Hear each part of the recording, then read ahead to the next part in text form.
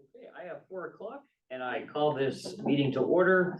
Public safety for Wednesday, June 7th. Roll call. I declare that we're all present. We have quorum. Can I get a motion and a second to approve both today's agenda and the minutes from last meeting? I move. In this second. Second. Okay. All in favor to approve those? Aye. Chairperson's comments. I do not have any at this time. Oops, excuse me. Public comments. Nobody's here. Unless Fletcher would like to, as public, say anything at this time. Okay, I have no comments, so we'll move on to police department report. We're going for a world record this time. I think I might say that every month, but I don't have any new information on that School Guardian Act or grant funding that we've talked about previously. I'll keep the board posted as I do here. Eric Hummel from the Nefco Lake side of things has spoken to me in reference to potentially starting a neighborhood watch group over there. This would be a citizen group, but this was looking for my input. I did tell him that when they get around to starting something like that, I would certainly provide a member of the police department to act as a liaison if they're interested in doing something like that, because I think it's a good idea. Officer Murtis went in and spoke with the 4K classes at the Y. They seem to enjoy that each year, so he keeps getting asked to come back. We did have another serious car crash on County Highway Z this last month. That is still under investigation. State Patrol assisted along with the county. And both have survived at this point. Numerous surgeries. It was a head-on crash right down by the pump house. So very serious crash, but again, both are still alive at this point. We had 5 open shifts that were either not covered at all or only partially covered. And then as far as the Lexipol update, we have 83 of 166 policies issued. So we're sitting right at that 50%. We did have 50 updates over this last month and a half, 2 months. All of those have been completed. And then I did want to point out with the invoice, we do budget for that in our office supply line, but then, so we pay for that, and then the League of Municipalities reimburses us, and that does go back into the general fund. So I guess as we talk, like police department, fire department, you know, like, is that a good value or whatever? Essentially, we're getting both departments for that, whatever price comes on their line. And then, you know, the money from the PD goes back into the general fund. So it's essentially kind of a 2-for-1-ish, if you want to look at it that way, even though I guess I take credit for the bump back from the league. Squad conditions, nothing new there. We're still waiting on parts for the new squad. It's still sitting in storage. Nothing crazy on overtime. Traffic enforcement was down some, as again, we had some empty shifts. And obviously Josiah spent a lot of time on that crash investigation and still is continuing to. So, other than that, any questions? On the Lexipol, if I may. When you say 83 out of 166 and over 50 updates, is that the updates just on the policies that you finished? Correct. So as the updates come, and I don't want to misspeak. So I mean, there may have been some that had not been issued yet that I still did updates on, even though they may not have been distributed to the members yet. Well, save that explanation when we get to that, so that we can have it in front of us. Okay. Sorry We can about use that. the color coded, Roger. because it'll maybe help to explain it better. Any other questions? I have one follow-up, if that's okay. Yes. Do you know, and I think that you were in on turning in the School Guardian Act as well. Do we know when, is there a timeline for when we'd hear back? So phase 1 was turning it in, right? Well, that's the COPS grant. Oh, 2 different things. Yes. Okay. And so that School Guardian Act is legislation that was entered. And so the last, when I did my monthly, I checked on and it was still just introduced. That was the IRS piece or something. Mhm, Okay, correct. got it. Yeah, so, and again, I don't know if Paul knows any more on the COPS grant stuff, if that did get submitted or not, I'm not really sure. Don't. You know, believe- but Boz would have that information I don't think it ended up getting. submitted. Whether I think they might have moved up the submission date for it, Okay, and so. So we missed it. that's possible. Okay.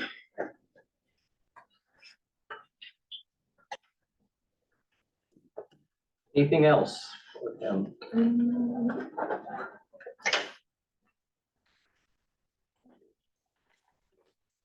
Hey, fire department.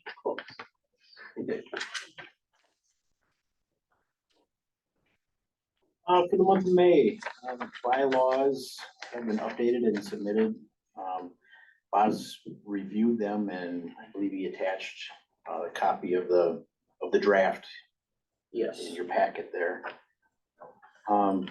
Take another look through them and let me know if you have any other ideas. I've got a couple more little adjustments to make before we submit our final copy for approval from the board. We're also in the stages of hiring a new firefighter and met with another new applicant. And since I wrote this, we've had 2 more applicants, so potentially 4 more, which I'm pretty excited about. That would be a 20% increase in our current membership. On May 23rd, I think we set a new record. We had 6 calls in one day. The guys were pretty exhausted from that. Oh, and I'm sorry, I forgot to mention, Matt Fletcher is here with me again. Since we're going to be talking about first responder budgets, Matt is the first responder director, so he wanted to come and have some input with these discussions. And speaking of first responders, on May 27th, we had a first responder call. The call came in, a 79-year-old male collapsed on the floor, not responding. That's the only information we had. We had 1 first responder go to the scene and the patient was a pulseless non-breather, and our first responder did CPR pretty much alone for 24 minutes straight, which is very exhausting. So as we have these discussions, that's something to keep in mind, you know, with holding people back or people kind of, you know, cherry picking the calls, or you're just kind of monitoring things. You know, maybe I shouldn't go. It doesn't sound real serious. Here it is. It was very serious. Josh could have used a hand. And unfortunately, that patient didn't make it. 2023, we're right on track with last year's call volume. Last year we had a very busy May. This year wasn't so busy, but pretty much neck and neck. Activities for the month, we had a special meeting for the bylaws revision, our dinner meeting, which is always wonderful with the retirees. Hose testing was canceled due to rain, but we did that on this last Saturday. First responder training, we did relay pumping for our training drill, and then we did some cleanup work and lawn maintenance at the Wisconsin State Firefighters Memorial. Trucks are in pretty decent shape. I had an alarm fixed. We had a bad sensor on engine 2, so I ran that over to S&R over in Marshfield, which is conveniently right across the street from where I work, so real handy. Items for discussion. There were some numbers reported at the last month's meeting saying that the Wisconsin Rapids paramedics beat us to the scene 12 times in all of 2022. I was hoping for some clarification on those numbers. I don't know where they came from, and I'd like to see them before we start making some drastic budget decisions. Also, we get a first responder, it's it's a reimbursement. Every call we go on, Wisconsin Rapids reimburses us. That money's never been added to our budget. But I don't know exactly what it is, but I would like that to be taken into consideration. Say that again, sorry. We get a reimbursement from Wisconsin Rapids Fire Department for any first responder calls that we go on. It's not much. I think they reimburse us like $10 a call or something is the number I've heard. To go on calls. If we show up on a call and provide manpower, equipment, whatever, any help, if we go to the call, they reimburse the village $10 for that call. So if it was whatever they charge per call, however it comes out to you guys at the end of the year, every call that we go to should be $10 less. Can I ask a question? Is that fire and first responder? First responder. Just first Just responder? first responder, yeah. And did you say you think it is 10 or you're guessing? I've heard the numbers 10. I Yeah. don't know exactly, but I'd like to know the amount. Per call, not per person. Per call. That's issued by the Rapids. Fire department. Okay, thank you. And you're saying that goes into, sorry. You're saying that goes into general fund I don't know. what right it now? goes. know. We don't know. Okay. It doesn't go back into our budget or payroll or anything like that. It's not added as far as I know. We don't know if it's just an off the top number, like what they pay or what we pay them minus this number, or are they reimbursing it? Or if it's like a check cut or something. Correct. Okay. Yeah, for all I know, it is being deducted from our quarterly payroll, but I don't know that. Okay.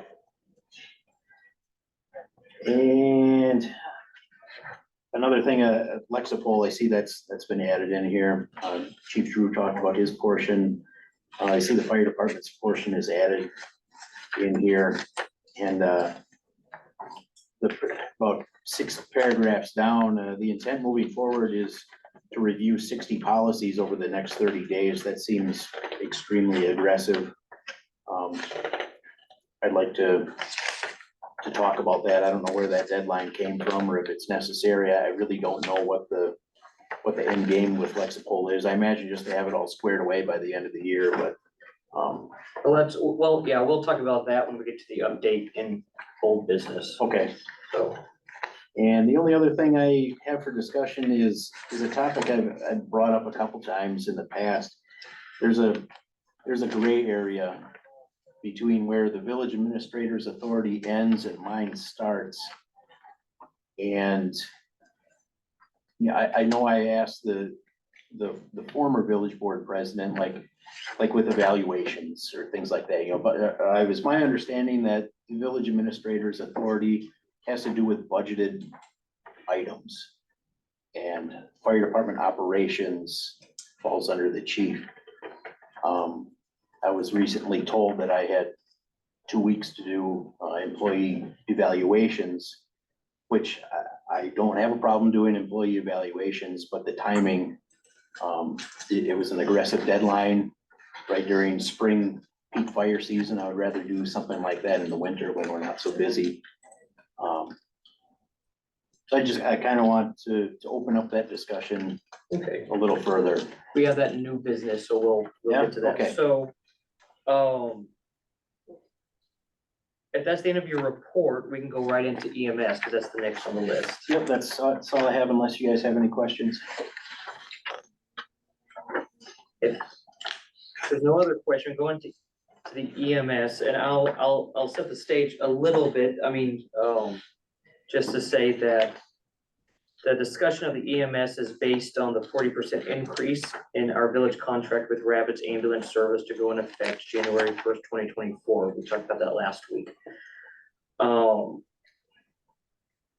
And also I'll say the EMS has overburdened the total fire department budget last year and so for this year, so we need to find a new way forward. So that is a $27,000 increase for the ambulance service, and I don't think it's new and improved ambulance service. I think it's $27,000 for what we have currently.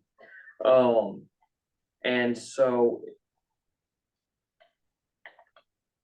boss told us that cutting the entire EMS is a possibility, but that is not an option that has been offered yet. But I would assume that this is an option that would not be preferred by many, certainly not for myself. Therefore, what part of this conversation has to be with this committee and the fire chief and the EMS individuals is to propose a way to make the EMS service effective and efficient, because I say that not as a threat, but that the reality is that if we don't come up with a decision by the end of the year, we could lose it potentially entirely. And I think we need to be able to avoid that, so,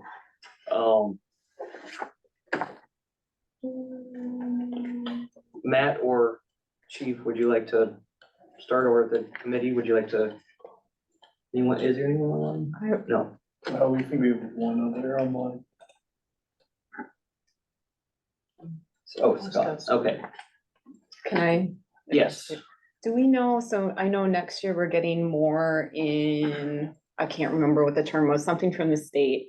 Shared revenue. Thank you. Do we know what that dollar amount is? It hasn't been completely approved yet. I Do we don't, have any idea? You know what I mean? Cause if that's a significant, it sounds like it's gonna be a significant bump. How big is that bump? I don't know, but I think it's hard to, I know we have to have a plan going forward. When's budget due? we started in August. So what, would we have that number by August to be better informed to make a decision? Do you know what I mean? there's no Cause like way if of we, knowing. cause if we don't, I don't know. I feel like it's hard to talk about making cuts when we might not have to, and I understand we need to be fiscally responsible. I'm super confused, and I don't know if you can clarify. It said that our EMS was getting notified after. I think you had, did you send an email saying something about our guys were getting notified? It came through in an email, I got forwarded. That our guys were getting notified after, like the calls were coming in after. I thought it came from you. No, No? I haven't There must seen have been anything something I'm gonna else. start printing out all these emails. was it the number? I think it was in that email you sent about the number, but then it was something about our guys maybe not getting the call as quick as some of a different ambulance service. Right, and that's the number I was questioning also, like we had, I don't remember the numbers exactly, I think it's in the minutes, but we had 160 some calls, and the first responders responded to 90 some calls, 92, of them, yep, or was it 163? 162. Or 62. Yep. And then the section I highlighted was the one I have a question about. It says that the ambulance beat us to the scene in all but 12 times in 2022. Okay, maybe I read it wrong. It's not, like, I read it like we were getting notified after or something, but maybe that's not the case. No, we get notified the same. Yeah. Okay. Thank you for clarifying, and I don't know where those bars had the numbers. I don't know where they came That- from. You can make that request of dispatch. I called and checked on that, and I think actually it's, Tony for that information. Yeah, I know you can get it from him. Mhm. Because when you made mention of that, I was watching for it, and that might be the most efficient. I talked to Tony, and he said that he hadn't reported those numbers to anybody. Well, that's interesting.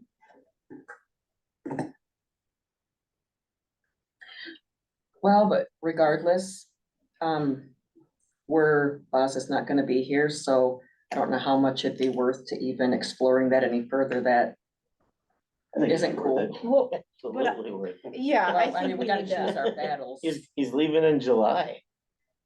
I'd like to know where the numbers came from. What's If gonna they happen came then? from Well, Tony and we shut Tony down, saying he or we did done give them for the out. year? I think Yeah.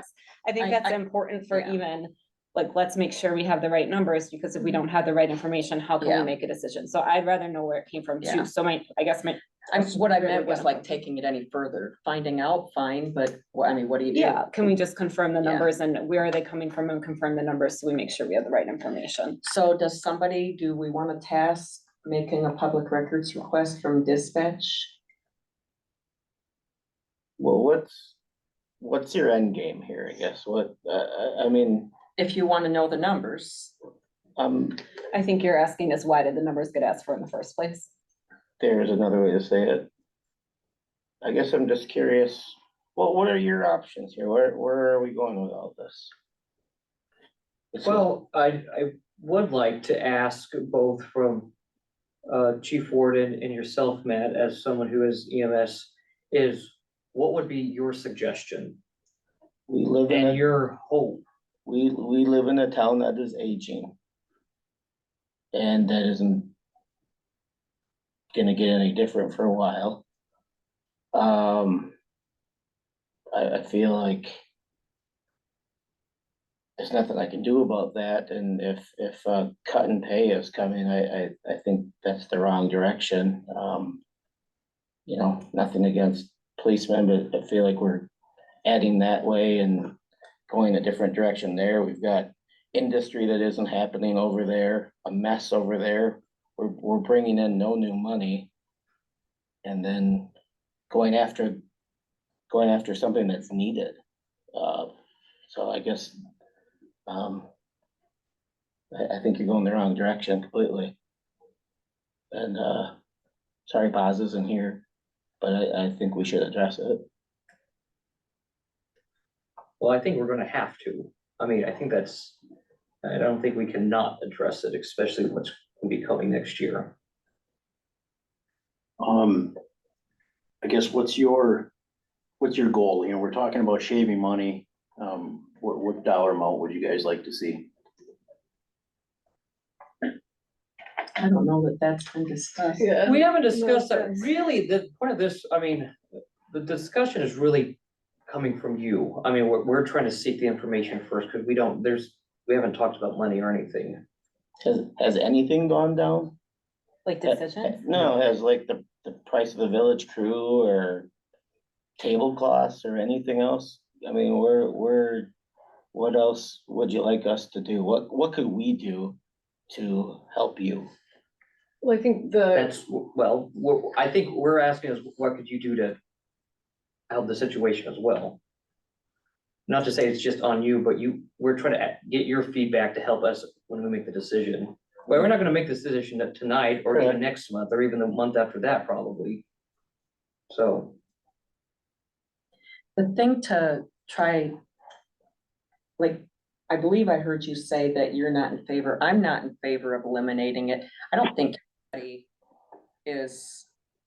would feel good about supporting that.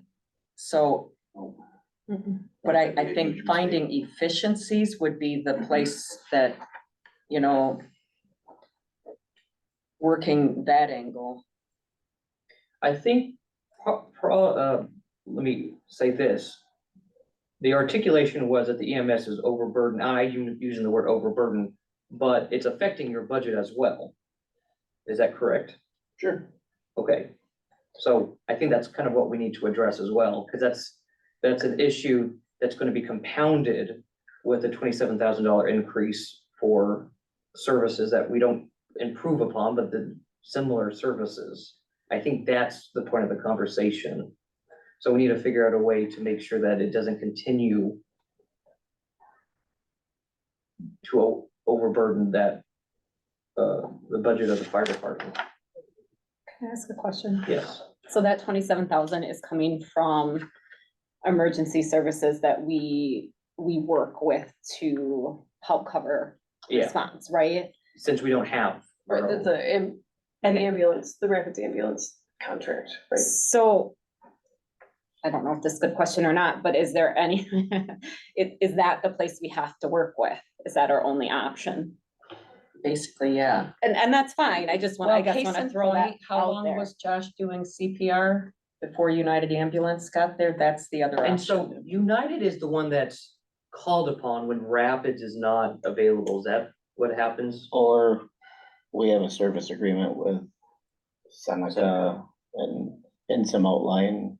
So if United was used, is that like plan B, or how far down, or is it, I mean, what does that mean, that because who was called first? and they- Wasn't it United, I'm sorry, wasn't it United because that community has the contract with that? That's Yeah. why. Oh, so that is Seneca. Yep, Okay. United contracts with Seneca. Okay. We have a contract with Seneca, correct? The first We do, yeah, responder, yeah. yeah, so the Okay. first responders in the fire department have a contract with Seneca, well, to respond. Then Seneca is under contract with United Ambulance to cover their ambulance, where the Village of Port Edwards, we contract with Wisconsin Rapids. So it's just, those are the options in the area of who you can contract with ambulance. We just happen to be Rapids, they're United. United is way across in Grand Rapids. But those are the two options, but that's why there was a different ambulance service coming to that call in particular, is because there was a different contract for that municipality. Yeah. If that makes sense. Cause that, okay.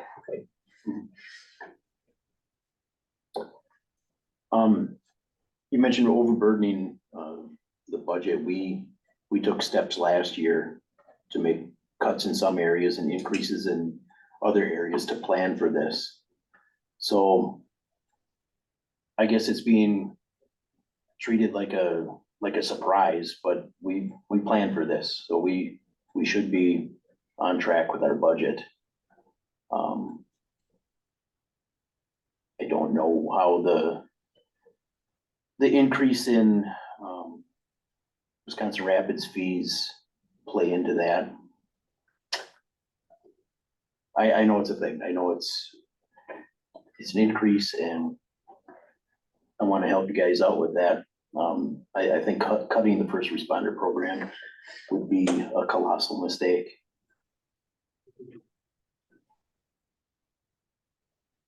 So, just so you know, everybody in the room has kind of just head nodded, so that's just not even really an option. I think we figure some things out.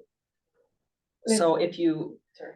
I mean, I just don't want you to function from a place like we're coming at it with a hatchet. Everybody's, really sees the value of that, and that, as far as I'm concerned, that just can't happen. We gotta figure out a way to, that's just ridiculous.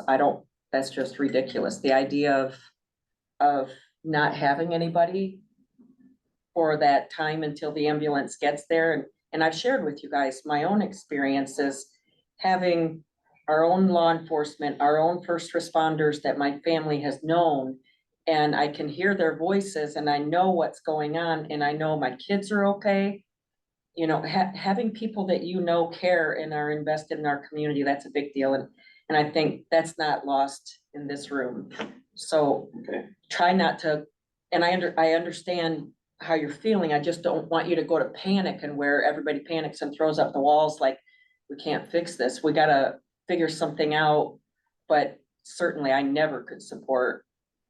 No, I'm not panicking, but it was option number one that was given. so Yeah, I get wanted that. to address it. Yes. I think the original conversation came with, I think, I could be wrong, I'm trying to remember, was just just as an awareness thing, we are increasing our ambulance service significantly, the cost of it. So I think it was a question of, I guess, maybe it's a question for somebody else, not me, but it was just more of an awareness of, we're increasing this. So what do we do with this? So I think it was more of a public situation of, yes, that's gonna be increasing, and yes, we still have a first responder crew. We just have to have that discussion, I think, formally. We're gonna continue with, I shouldn't say yes, my answer is yes. For our- the first responder. One thing that pops up in my head is our contract with Rapids has increased. Has our contract with Seneca and Babcock area out there, Cranmore, has that been addressed? I feel like we're being looked at, but we're not looking at the real. Who Yeah, does what the else- contracts? What else could the fire department give? We use Rapid supplies for the most part. My budget's minuscule. So I guess Can you clarify, do you mean like, when you say we're in agreement with Babcock, for example, because we're helping them, so we're Correct. charging them, so that, are you saying, should we be charging them more? correct. That's a question. Plus the money that we make back for going to the calls from Rapids as per the agreement. Has that been factored in? I mean, there's things to look at before we say, hey, the first responders are too expensive. What's really driving that cost? And has everything been taken out of the equation? I don't think we bought our own rescue truck years ago, so I mean, we're not even asking.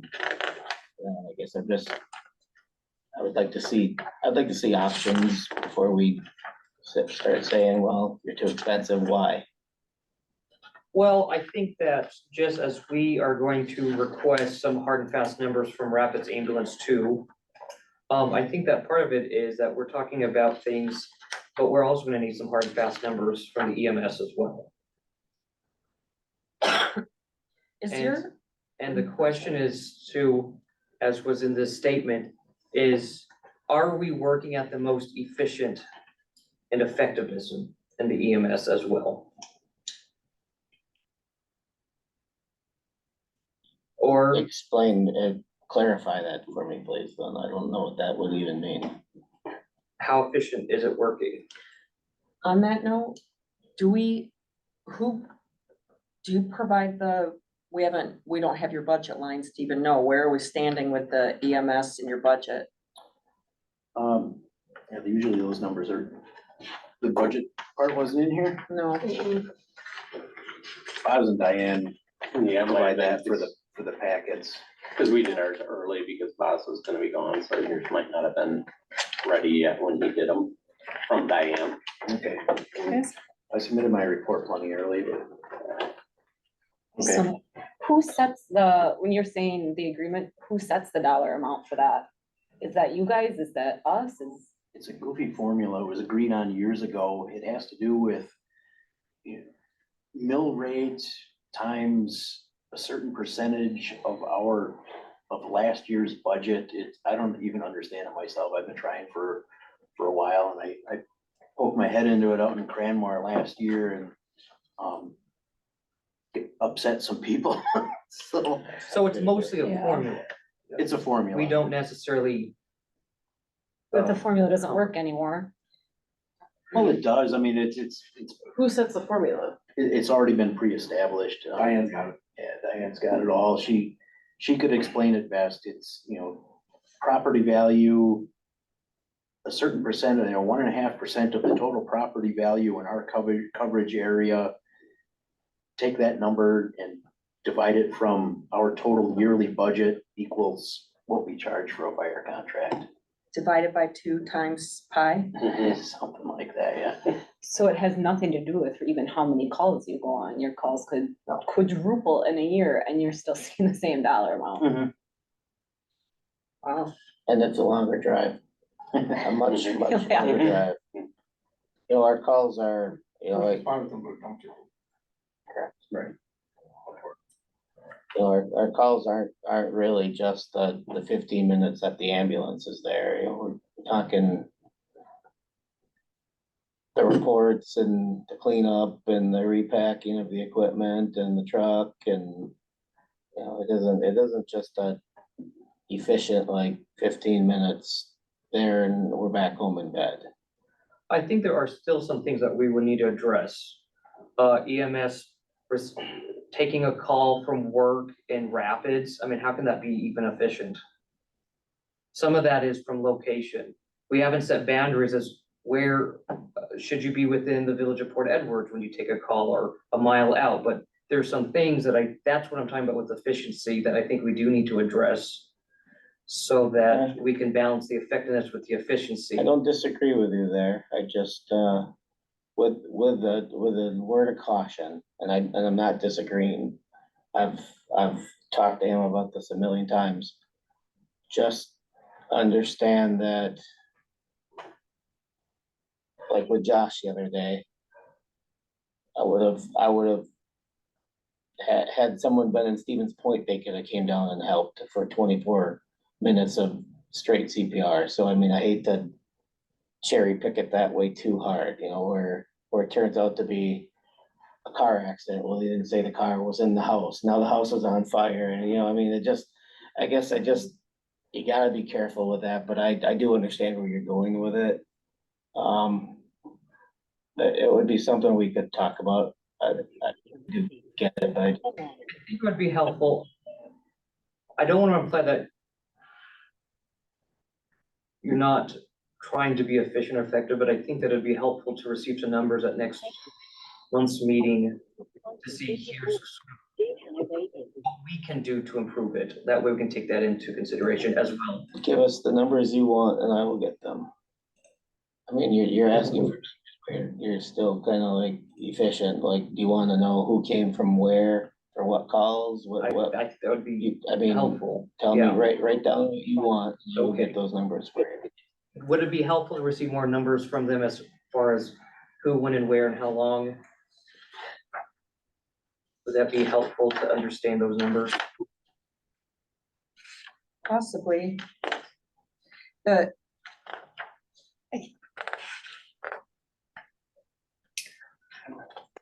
Or you guys are the ones doing the job, so I feel like we can say this person came from there and this happened, but at the end of the day, you guys are the ones who know how to make yourself most efficient, and I understand we're trying to figure out budget, but I think I'm struggling too with like the idea of trying to micromanage a situation that I don't fully understand. I'll just throw that out there. Like, I get where you're coming from. I understand the efficiency piece, but every situation is so different. So maybe that's more of what we're looking, and this is just a thought, but maybe that's more of what we're looking for is like, do you feel like there are ways to improve the efficiency? I don't know. And I see you're saying that's with a double-edged sword, but I think that's us sitting around looking at a situation, questioning why someone came or didn't when we were not on scene. I don't know, that's hard. well, in part of that, when they share that their stuff each month, it's about educating us. It's about giving us the information so that we have sensitivity in the right areas and a little better of an understanding of what to value. So like, or even, and I understand, like, we have in the past had EMS stuff like the Brentwood Drive ones. I understand what those were, but like one of them was 4 members and 3 members. And again, you know, we don't want to backseat drive, but when we have to present this and look at it, and it's, you just wonder if those are areas that could be, just wondering, you know, I'm not saying that I believe that's an area, I'm just saying is, you know, so a little more like, okay, this was like the nature of the call. What would be public information coming across the scanner? I mean, you could even take the house number off. You know what I mean? And just put there, or, and just the nature of the call, so we understood really more what you guys are doing. And I mean, we wanna also, we appreciate this. We wanna understand the challenges you're facing. Would you guys rather see that? You know, there's HIPAA, I was gonna say there's HIPAA rules that, you know, Privacy you kind of have to dance around. You know, I wouldn't want to put the address. Or even just take the And- address and the off call. and then the call and the community, so we know what kind of calls we're getting, that they're, you know, you're having to drive farther. Take the address off completely, the just the right hand. community. Correct, is that the right hand, like the VPE is Village of Port Edwards, Mhm. SEN is Seneca. So Yeah, we have yeah. that stuff, And take the address take the off. address off, Yeah. and like just the nature of the call more, Mhm. I mean, That's why I just do the map. Okay, I don't put addresses, I just do like it's in this section of the village or it's external. right, so this is just the way I was told to report it. If you guys would rather see it a different way, I can do that. Cool. We will continue this at the next meeting, but if we don't have additional information, we're just gonna spin our wheels again. I mean, not that we're spinning our wheels, but won't get very far. So from Matt and from Chief Warden, what would you like to see presented next month to help you? On your part, I'd like to see a goal. I mean, if we do all kinds of work and, you know, extra efficiencies and come up with some sort of response radius and have people on call versus people responding, and we shave off a whopping you know, $2,800, is that enough? Are you looking to shave off 10,000, the full 27,000? I'd like to see a number, a goal you have in mind. Particularly in saving money. I think right now it's just keeping it within the budget for the year. I Well, think it's just that. but understand that the population is aging. I mean, Mhm. so I mean, just like last year when he wanted to give us more money because we were grossly underpaid and now everyone's like, oh my God, that's too much money, you know? So I mean, I'm trying to make sense of it all in my head, but you tell us what you would like and I will get you the numbers and we will figure out a way. But I mean, we need some direction, not just, that's too much money. We need a path. We need to know what you're looking for and we will figure this out. But we need that from you guys first. Anyone else that would appreciate more information and numbers? Yeah, I just want the numbers that were reported from Boz, from yes. supposedly Tony or whoever, like that confirmation or that understanding, because again, without that, I think it's hard to understand the full scope of this. Okay. With that in mind, we'll move on from that. Old business is Lexipol. Now you have two paper clips here. They look similar, but one is, let's start with the police. That's the one titled, the PD at the top of the tracking sheet. And then if you want to review how it works, because I'm wondering if this chart would help us to understand a little bit, because I'm kind of confused with how it, Yes. I mean, I'm getting there, but. Yes, so this tracking sheet, this is not anything that you can actually go into our program and get. So when the police department first signed up, I worked with someone at Lexipol. They emailed me this form. And together we completed, when we were looking at a policy, you change the category. It's just basically little pull down tabs within the Excel spreadsheet to say, hey, we're working on this and what have you. Now, what they do is they set it up into tiers. And so essentially your tier 1 policies are your policies that are the most important and need to be addressed as soon as possible in their eyes, at least in Lexipol's eyes. So, and then they just go down from there. Tier 2 is important, but not quite as important. And I think both police and fire go to all the way down to tier 5. So you can see in the police, there are some, you know, once the tier 1s were completed, and again, there are still a few that we have agreements with, like Wood County Emergency Management and stuff. So the policy isn't still exactly set, but we're, I guess, working under theirs. Yeah, as things pop up or as I get updates on things, I go, oh, okay, well, we can do the citation releases, or we can do the, you know, mobile digital computer use. Well, that's important because we're using a squad computer. And even though it's a tier 5, as far as like state level stuff, we want to cover our butts to say, well, if the officer was doing this on that computer while he was working, well, then that's a direct violation of the policy. So this is not anything that you can just log into Lexipol and find. This is something that you have to get from the onboarding or from the staff at Lexipol. With that said, then I just keep this, since I've not been with, you know, since I'm not working with someone there, I just keep this on my computer. And when I update a policy, I just go in and reopen it and say, okay, yeah, I updated on this date and reissued. When the policy was issued and all that stuff is also in the program itself. As far as I think I gave the numbers, but in mine, I think I have 166 policies. Now, with that said, I can create my own policies that they don't have. And so then that just keeps adding. So like, for whatever reason, Lexipol did not have a time system policy, which is our state use of our use of the state computers to run license plates and criminal histories and all that stuff. which I think is like super important to have. In fact, the state says in an audit, they have to have it.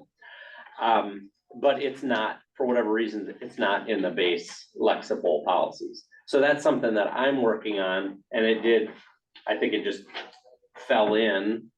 I had to assign it a number, so I forget where exactly it popped in, but so once I add that new policy, it just goes in.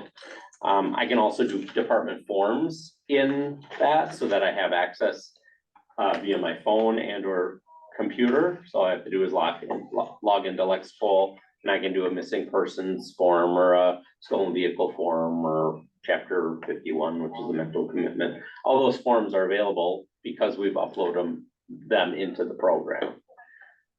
Questions that I'm missing? There was a statement here about, some of them might be outdated. So at first I thought it was sort of a once and done, but it's a kind of a continuous thing because they're Correct. always being. Yes, so with ours, they are up to date. All of the updates that have been pushed have either been accepted or declined. When I say that, this whole 50 updates that they just pushed, it's mainly because many agencies are pushing for accreditation in the state. And in order to do them, we have to remove the he, she's from the policies and change them to they, thems. And so many of the policies had just very little, verbiage changes. And so there's one firearms policy that I haven't accepted because it was something just ludicrous and it's not mandatory. So then when I see that, I get it side by side with our current policy and what they're suggesting. And then I have the ability to say, no, I don't want to accept that, or yes, I accept that. And you have that ability because they're not mandatory? Correct. If they are mandatory, we still have to accept the parts of them that are mandatory. So chokeholds, all that stuff was mandatory and had to be updated.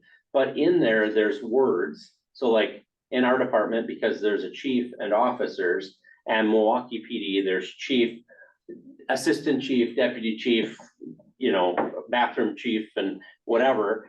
Every term is assigned a value. So if it says department, it autofills for us, Port Edwards Police Department.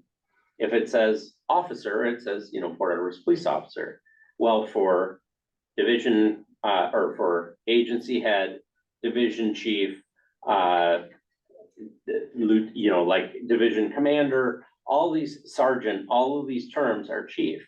So when I accept these updates, sometimes it will say, the chief of police will report to the division chief of police, who should then seek guidance from the agency chief of police to be approved by the chief of police and then reported to the chief of police. So I have to go through these. And so even though it may say modified content, and I did print out a couple of manuals in the draft form, so you can see, how it says like state or federal, and it might say modified, but if it does, the program tracks what's been changed. And so like in my instance, it's generally just because I can't be 16 different people on the department and still be one. So there's some language changed, but the important, the statutory part of it is still there. So like for me, it's great because I just get an email from Lexipol. It says there's updates, log in to review. I log into the program. It says, there's 50 updates available. I click on it. It tells me each one and what is changed in each policy. I know that Boz has proposed for the fire department, and whatever they end up doing, they end up doing. But I think his idea is to get the policies, get them all set forth, print them out, and then have the policies and then end the service. Okay, so in that instance, if whatever the SPS 330 or whatever it is, or SP, whatever, if that were to change, if there were some legislation or something, body change, that would be on Jason or one of his officers to hear on the news, read the, somehow back in the old days, you just had to find out about it, and maybe it's through Fire Chiefs Monthly or whatever. but then you have to make sure that you go in and change that policy to abide by that. Again, I don't know how important that is for the fire service, for police. It's been really kind of crazy because of the way things have changed in the world. I think without it, you have somebody writing the policy manual. And in the past, we've paid people to come in and actually the collar brass will be worn, 1/4 of an inch and it's, where this way I have control and.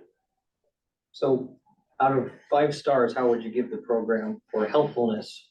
Oh, I mean, I give it a 5 stars. I mean, for me, I couldn't do it in a 3-man department without paying more than that to have somebody write my policies. Chief Warden, does it work the similar, what he's describing on your end too? So Yeah, except, I don't have the different tier levels. That was one of my questions. Do you determine that tier No. level 1, 2? That's already set? by That's the- already by the set. State or? Yep. Okay. So there's tiers listed here. This is for the fire department. There's tiers listed here on this.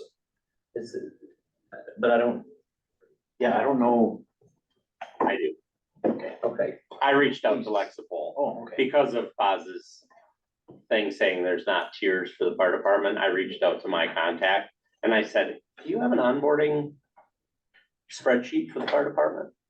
Oh, so you. I got it. Oh, Okay. okay, good. Yeah. Oh, So I don't care which ones you have on board, but for me, this has just been invaluable to be able to say like, oh shit, this is important. I need to get this done. Yeah, that would be nice. to Or- know, yeah. Or, you wait. now, because Boss put on here, it's 0 cost to the village under police department, but $2,500. Is that because together it's $5,000 that we get reimbursed half approximately? Is that why? It's because my department reached out first. Like I reached out to Lexipol and got the service, found out that the League of Municipalities will reimburse up to $2,500 annually. Okay, so I got on board and then Patrick was like, oh, hey, let's do this. Okay. So essentially, I'd like the board to at least see that, like, oh, we get it free, but you guys gotta pay for it. In reality, the village pays the remainder of that, whatever, five grand and change. And, $2,500 is reimbursed to the village, to the general account. Right, so you're still paying it out of your budget line. It comes out of it does come out of my budget line. Yep, so You So- pay for it. we pay for it, then I goes send it into down general fund. to the league. Yep, I send the invoice down to the league. They reimburse the general fund. And so again, you could say, well, the fire department pays $1,250 and we pay whatever, but I mean, the money still comes out of my Yes. budget. Yes, Tiara. So looking at yours, like where it said, does that say CEO Which red page? on the front page, the purple, and does that say CEO red? Review, CEO review. Okay, so what does that mean? It basically just means that I've started that policy, but I have not issued it. So you'll see most of them are in green and say published. If you go down, down in the list to the tiers 3s, 4s and 5s, where it says not started, I have about, I don't know, like 6 different options of, the one yellow one there says other review. Because department review board. So that one I have started as well, but like, we don't have like a department review board. We have a police and fire commission. So that's something that I've worked with them to try to get the verbiage right so that I don't have a policy that contradicts what our ordinance and PFC says. So that's just something that we can mark. So CEO review just basically means that it's still on me. I'm reviewing it. And I haven't issued it yet. So what But I've about started the one that says supervision staffing levels and that's removed? What does that mean? Yes, so because we don't have supervisors. So that basically gives the authority to the lieutenant, the captain, the sergeant, the whatever. And basically, so at the guidance of Lexipol, that was just removed. You can see under like, policy manual, I hid the collective bargaining agreement. So because most departments are unionized, they have that part of there. I can just go into that policy and where it says collective bargaining unit, I can remove that section. It's just hid. It's still in there if needed. So the legality of it is like just being transparent that it's not there. So of the tier one, what do you have done? I mean, what do you not have Everything is done? done in the tier one, other than that emergency operations plan. Which I just need to get the hyperlink from the county and get there. And then the department review board, those are the only two that are not issued in full. Can you have that done by next month? Maybe, Or is that- because the department review board is not appropriate. So that's why they're sitting there, because we don't have a department review board. So is it irrelevant then? And that was the question, that's why it's still in that review, is because I So wanted. you could mark it removed, I guess? I can remove it. But that was one of those things that I didn't really want to screw with. Yeah. You know, as far as removing it or not, and it was the topic of discussion at PFC. several So times, in and then essence, it's done, it's done, yes, but because there is no department review board. correct. But the emergency operations plan, that it's kind of a ongoing thing, but I can work with Sarah at the county and So then there's one to do in the, tier one. Chief Warden, what on your side? You did have a question with the intent. Was that an intent that you and Boz worked out, or is that? To have the them done in that 30 60 policies days. in the No, next that was 30 the days. first I saw of it when I read that. I'm like, that is extremely aggressive to have 16 people go through and review 60 policies in 30 days. And he mentioned somewhere that some of them could be 9 pages long. Oh, yeah, they're all lengthy. Yeah. Yeah. Okay, What's doable in your mind? It's been so long since I looked at these. When this came up a couple of years ago, I got into one policy, and it was the firearms on village property policy. And I questioned it because I shoot crap and I have a shotgun in my truck right now. And you know, I was wondering if we could add things, can you do that even though the rule says no firearms on fire department property? Can you add something in there saying, if it's locked in a case in your vehicle, it's okay, kind of thing?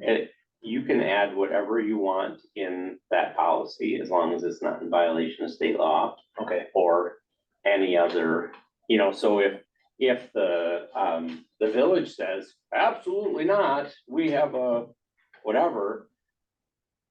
Then, I mean, you can't, I guess, contradict it, but certainly, yeah, that's exactly what I would do. I would just edit the it. local ordinance states. The language is loose, but it was, in a locked vehicle or secured in a vehicle. Sure. So you have to look at that language exactly, because I even talked to Boz, I think it's sloppy language. So I think we'll be looking at that eventually. Yeah, Our it's original- 60 policies with that same type of language Yeah. that you Yeah. have to pour. And there'll be Yeah. verbiage as well that doesn't. I jive will with the ask department. Boz to work with you to review and renew that intent to make it more reasonable. Okay, What do you think a good amount, just so like we know what, well, it cause you say depends. 60 is too much, so like, it's like, Yeah, you know, again, is this just the initial setup where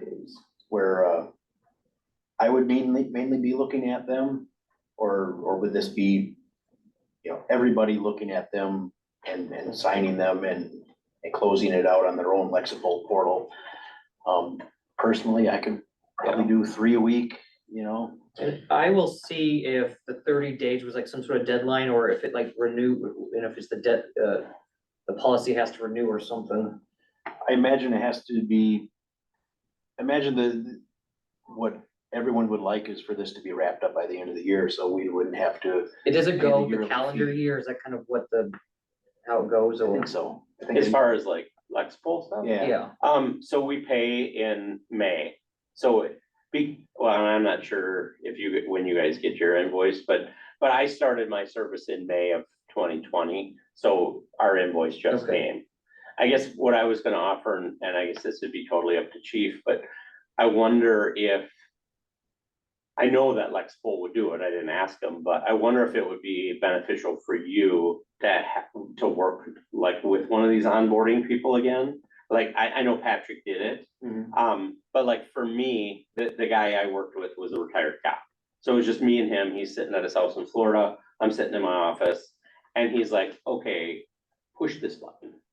You know, like this is how we do this, this is how you can review, this is how you can change, this is how you can add, this is how you can subtract. This is super important, this isn't important at all. I mean, I don't know, like, if you guys were involved in that at all, No. but I mean, really, it was like a baby steps, and essentially I had assignments. Like, he would say, all right, get me these 5 or whatever, we'll talk next week. And I come on, I'm like, man, John, I was really busy this week, I only got 3 of them done. Oh, that's okay. You know, and then we would just talk through them. Initially, he would put in his 2 cents, he would just edit it, and I was just watching him do it on the screen. And then as we got deeper, he's like, okay, now you add the section, you know, so then I would learn how to do that. And for me, it was pretty valuable, because now even, you know, 3 years later, I can go in and I can still like add a hyperlink or whatever I need to do, or add a policy, that kind of thing. But you can't always lean on them, we're paying them for the service. So like, I don't know if that would be worth your time to at least, like, Probably. I mean, So from the tier 1, it looks like they're all, well, there's 2, 4, 5. They're almost all done. Have they all been pushed out? Is that what I think ready that's what for publish upload? means. Well, Are it we says not ready for uploading upload to configuration? KMS. What does that mean? okay, KMS is the knowledge system that they push. Now, again, on the fire side, I don't think Patrick like put it all into, like, put everybody's email in, and I don't know. But like for me and my people, everybody's in the system. So when I push a policy, they get an email. They log in, it records as them, they read the policy, they hit acknowledge, it says, hey, cool, you read that one. I can go in and see Carrie Smith did, Matt Fletcher didn't, whatever, and there's a computerized record of it that I can access from the laptop here, or, you know, anywhere. So once he gets the training, so to speak, understanding and support, this should make it easier for him? Mhm. I imagine it would, yeah. And then you can kind of, I don't wanna say cherry pick, but you see the important, like if something comes up at the fire department, you're like, ooh, what's going on with that? And that, I mean, that's kind of how I've pushed some of mine, is like, ooh, what is our policy on that? There's mandatory ones for police, I don't know what the fire Giving side us has. 3 more minutes. So, That's fine. So when Patrick first did this, he had a group, the only reason I know is because Josh was on it. They went down there and helped, I think, on Friday nights for a couple hours, like just going through them. Have you reached out to any of them to be like, hey, can you show me? Cause they did, that's why their initials are all there. Mhm. Do you think one of them would be able to help you go through? I know you like, Possibly. you're the chief and but just Oh, I'll to take get help from you, anybody, I'm not. to get you problem. going with it. Careful what you say, I'll be right over. But I'm just thinking, cause they've already gone through a significant amount of them, I think, cause there's a lot of them that were 2020. So maybe reviewing them on your end, just to make sure that they're still current and all that kind of stuff with some of the people that originally did it and knows how the system works, essentially. Yeah, Not saying that the calling Lexipol isn't a bad idea, but I'm just thinking you have people that have worked on some of this stuff, so maybe they do know some of the ins and outs of it. yep, and there was some inner turmoil with all that also, because the changes were already made. I kind of want to go back and see the rough copy. And that's why I would recommend working with Lexipol, because they can actually show you the draft policy, what it started as. So if, I mean, and they probably can reset it. I don't know, I've not had it, but they can probably say, okay, yeah, we're gonna scratch what you had, and now it's right back. Or at least look beginning. at the original. So Yeah. a little bit of background information, this this was done with a previous chief and a handful of people. And most of the officers had zero input on it. We never really got to see the rough draft. It was the final draft. This is what we decided. You're gonna sign them or you're gone. That's how it was presented to the membership. So it's, there's already a real bad taste in my mouth over this.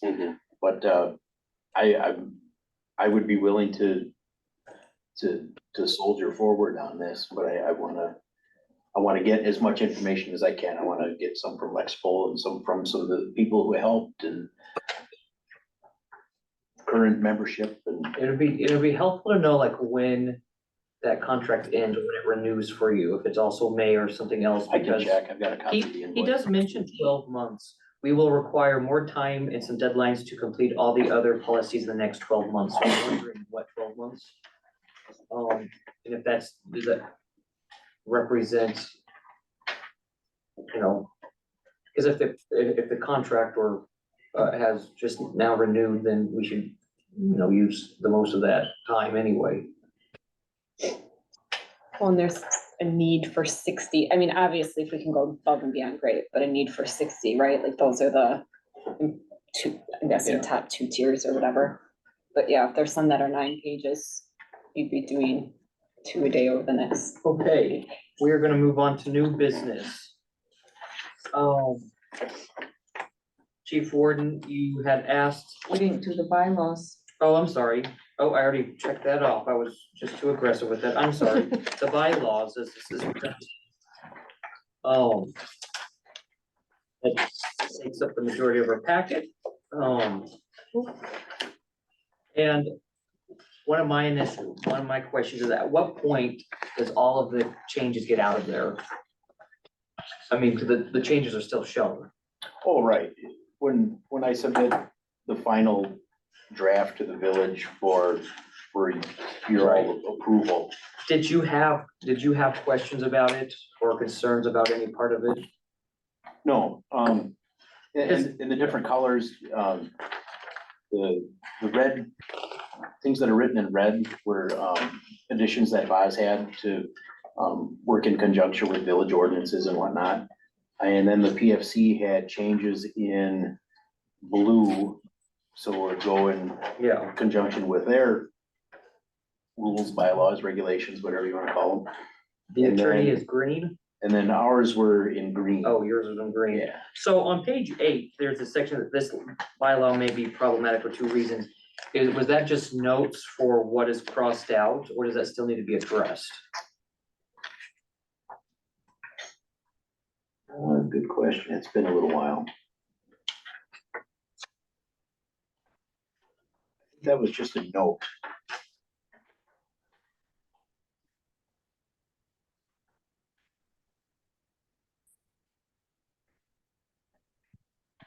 Do you think is that referring to what's been crossed out? I think so. Should we start just poking through Well, if anyone else has from the any beginning? questions. No? I don't know how, On page 3. Page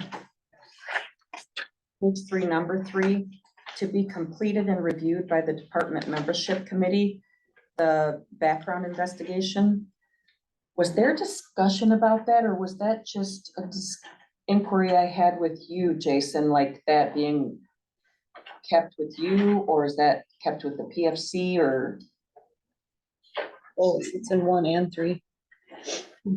Says the PFC does a background check in number 1, and then it says that the department membership does it in number 3. So There's like, it's kind of redundant, but if you guys both want to do it, like, have at it. Yeah, That's the my thought. membership committee really doesn't complete the background check, so I can strike that from there. what are you striking? The word completed, but we do review it when we are evaluating the applicant. If the background check reveals something sensitive, I keep it between myself and my assistant chief, who's the head of the membership committee. And say, listen, you're gonna have to trust us on this one. There were some things in the background check that didn't check out. And then we destroy, the background check information that I get from you. So strike out completed and to say to be reviewed Just by. to be reviewed by. Okay. Any other ones? I had one question, and I think this was just maybe something left out or I'm not understanding it. So number 5 on that same page. So the way I'm reading it, someone new has to get their firefighter 1 year of service based on qualifications. And then it talks about a firefighter who already had level 1, but then had to get a vote of confidence. Do both levels have to get a vote of confidence? And here's the thing, I don't really care either way. That's up to you guys. I just didn't know if you wanted that in there. That if both, do you know what I'm saying? Like someone without fire 1 and someone who came in with fire 1, both had to have a vote of confidence.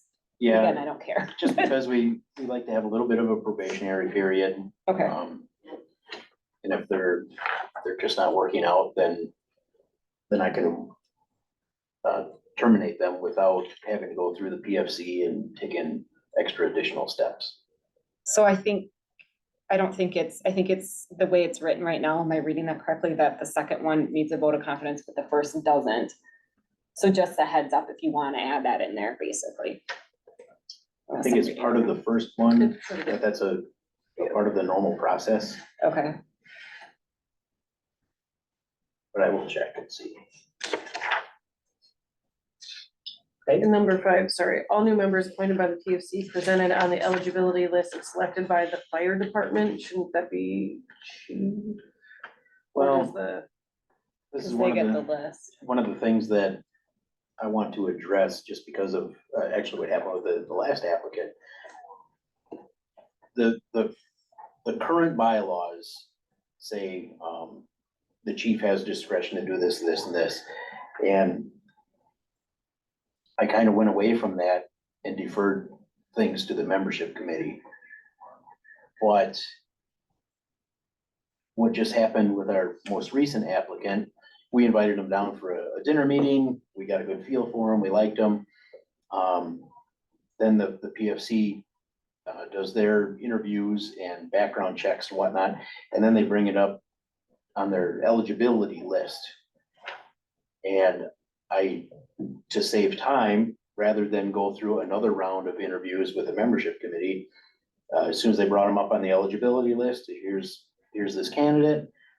So, well, I still have the authority to approve them for hire, so I'm gonna do that right now, just to save time. And the membership committee was cool with it because we met them at the dinner meeting, everything was fine. So I wanna add extra lines in there, kind of going back to that, where the chief has the authority and he can defer to the membership committee if he or she wants, or them, they, or whatever.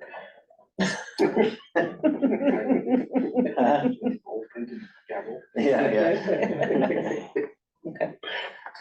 that was just, it just was a question of like. who's Yeah, got I don't know if final I answered authority. that question or if I kind of danced around it, but this whole It was just section kind is of like a, gonna be who's got updated. final authority over it. It was what I was questioning, it, that's all. Right. On number 7, the last sentence was struck out, the one that says these requirements of all members may require biannual physicals after the age of 50, and then replaced with these will be mandatory at the age of 60 annually at the village's expense. Is there Age discrimination? That's what I Did was we not wondering. talk about that? Yep. Yeah. Yeah, it has to do with age discrimination laws. Things changed since the original was written, and you But- can't require physicals at a certain age, because that's, Is Get you 60 in the trouble. age or? But- I'm just thinking like, is there a certain age or should that be taken out completely? So should we strike out the green as well? there is a section in there For that every, that's the fire department's retirement age. But you can continue on if you pass physicals, so then we added Okay, that section in here also. okay, I was just wondering because it had the age of 60, is that discrimination, like age discrimination? No, but just because that's our retirement age. As far as I know, that doesn't violate age discrimination. Okay, that would just be a question. So shouldn't that just be, there would be mandatory at for retired, what's the status of retired officers? Are they still, They're retired and Honorary. done, yeah. okay. So then is that green redundant? They're not Kind of. active. We always had it where you retire at 60 and then you're finished, but now I think the state came in and said that, well, you can continue on, you don't have to retire at age 60. Oh,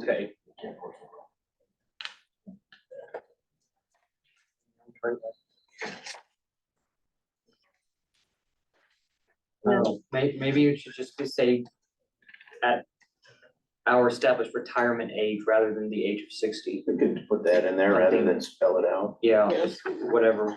That way, if you change that or they change it, then it's fit in there. Okey-dokey. Anything else with this? On page 5, if everybody's done with page 4. So I'm on number 4 and I need to reread it to understand, but I just wrote in the side, what does that mean? Wait, a member cannot miss more than one business meeting per quarter and must attend at least half of all drill and trainings through the year without excuse. What does that mean? That's for our length of service award program, where we have to have some sort of minimum participation in fire department activities to qualify for our LOSA benefit. Is there like, for without excuse, that, I'm assuming that would be them not contacting you? Right, Or not yeah. having a valid excuse, like, hey, I just don't feel like coming tonight? Or is there like a criteria of an actual excuse? There's It's a on section in page- here Okay, I called didn't power know of if that was excuse the somewhere. same, Yeah, right, I it's just didn't know if page that 10. was the same thing. Right. I didn't know if there's a separate excuse column. Well, there is in that power of excuse thing, you know, if you have work But that- obligations and things okay. like that. Okay. But if you just don't show up, that's unexcused.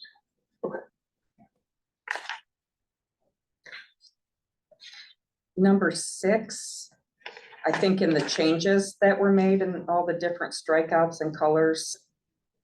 For one thing, the sentence doesn't make sense. The chief shall take office immediately following their appointment by the PFC and shall hold office in that capacity. His or her service may be terminated by resignation, change of residence to outside. Am I reading that wrong, or so hold in that capacity, and then the next thing is his or her service may be terminated. Should there be a period after capacity? Is that what you're saying? Yeah, I'm Okay. right. It's just kind of one big. Hold office, shall take office and hold office In that until he capacity. reaches the age of 60. You just needs period. I think it needs to be Yes. rewritten just because there's so much that was crossed out. Well, it will though, won't it, right? I The mean, we said crossouts when- will come out. Yeah, that'll all come out. Right. I think for right So now, it's it's just so that we can see terminated what was there We're- and what we're Yeah, changing. but I mean, there's so much crossed out. Is it the original intent left? Well, they just got rid of 60 years Yeah. and the physical 'Cause that was piece and already whatnot, addressed. because that's addressed in the earlier. retirement and the physical part already, I'm assuming, because it was just redundant. Mhm. So there's that part. I don't know if it is a period there. And then where it says his or her service may be terminated by resignation, change of residence to outside the distance allowed by the state law. By state law of the village. The village limits or death, but then you guys have got to put in the removed by cause for PFC, right? That's why that's scribbled over here. Somebody put it in there. I have that on my Oh, copy too. You don't have that on I don't yours. have it on my copy. Yeah, Oh, wait, maybe. Maybe. But I'll that have should to be wait. in there. Okay, that's what I'm thinking. I'm assuming that's supposed to be in there. Yeah, I don't know who wrote it, but it should be. Maybe that was Buzz, What page again? pencil that in. 5. I was wondering why it was in red pen when it was like, how that came through, but he must have manually written it in there on some, and I don't know. Could be. Okay, Removed for, It just is a note that says remove for cause, and it's a little arrow behind resignation.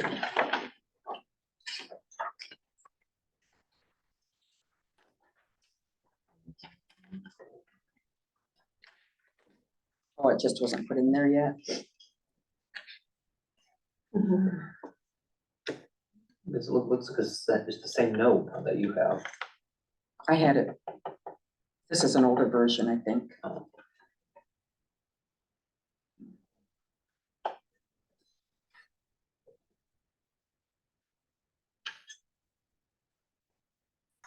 So do you understand the intent of number 6 on page 5?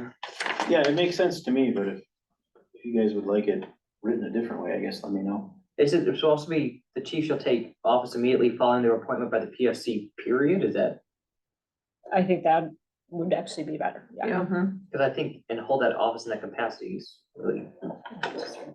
Yeah. Okay, and then their services may be terminated.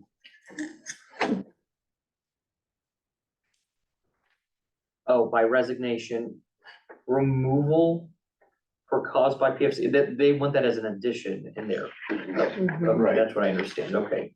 Remove, Oh, that must be Boss's notes, right? he wants that phrase inserted in there, okay. Moving on.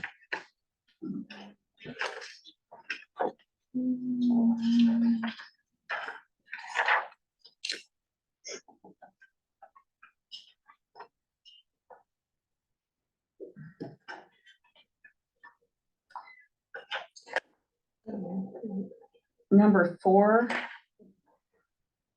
Page page 6, number 4, the monthly and agenda is struck out, agenda and.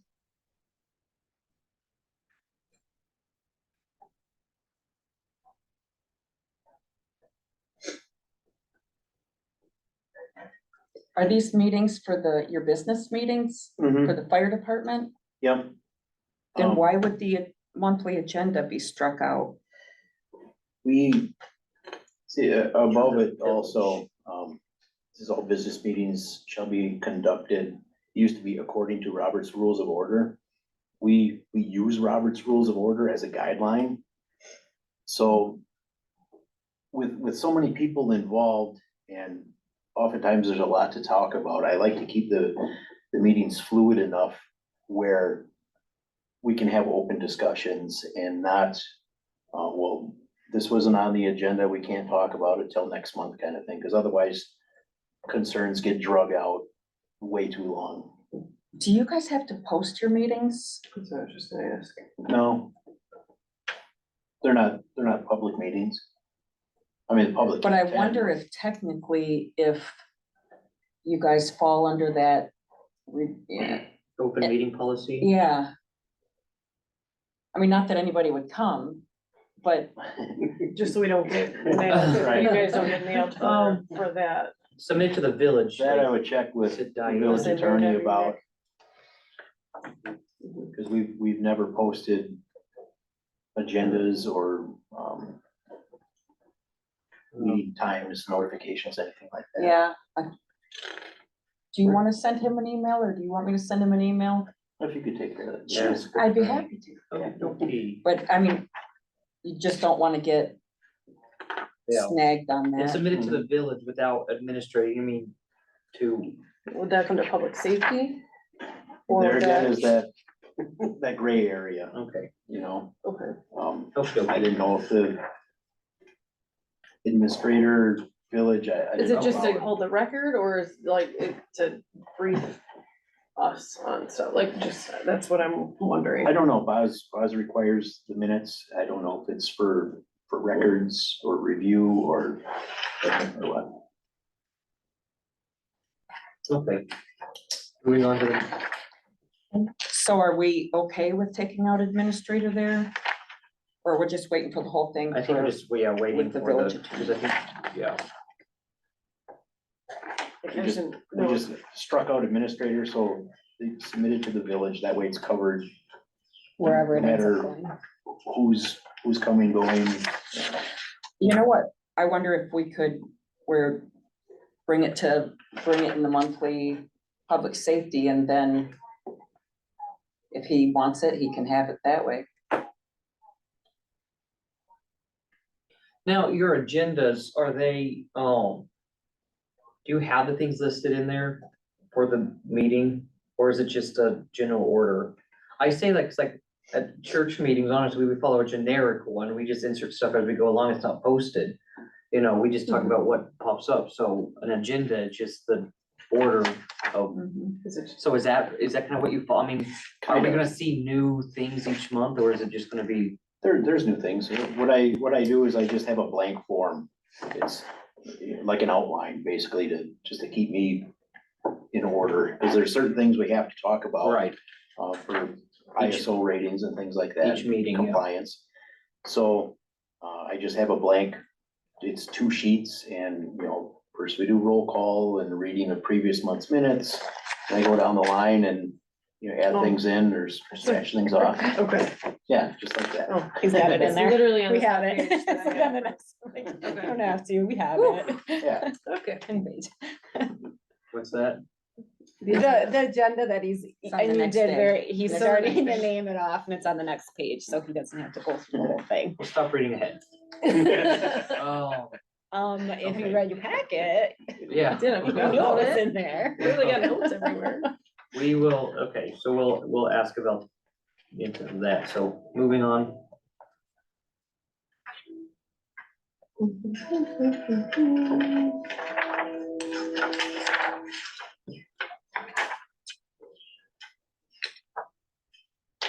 On page 8, number 2, I have just membership on the group is voluntary and members of the first responder group should be in there. Be active members on the fire department. It's Oh, just a must be grammatical and thing. B, and- I know it's nitpicky. No, It took me a while to realize that that's the word that was missing there. I'm like, there's something missing. That's No, I it. get real nitpicky with stuff like that too, so good catch. And then number 3, the EMS director. So I just have a question, for the EMS director, do they have to go through the PFC? Because I didn't see it, like, how they get their position, right? Like, so who determined, like, that Matt is the The membership, membership thing? Okay. like, what was the last one? Kanowski, I think. Or was Shermy the last one? So when Shermy retired, we needed a new one. Mhm. And, so we had a vote basically, who wants it, who nominates somebody and. Okay. Yeah.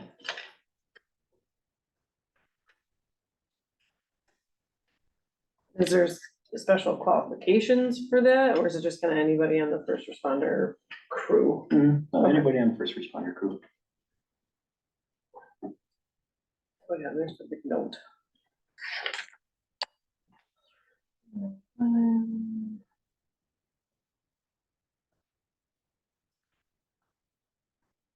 Moving ahead. Mhm.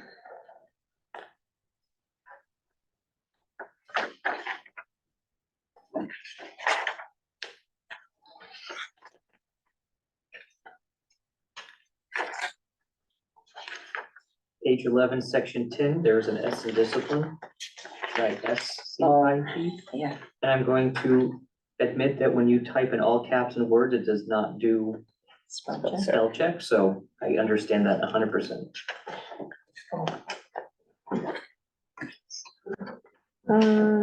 Good catch. Okay.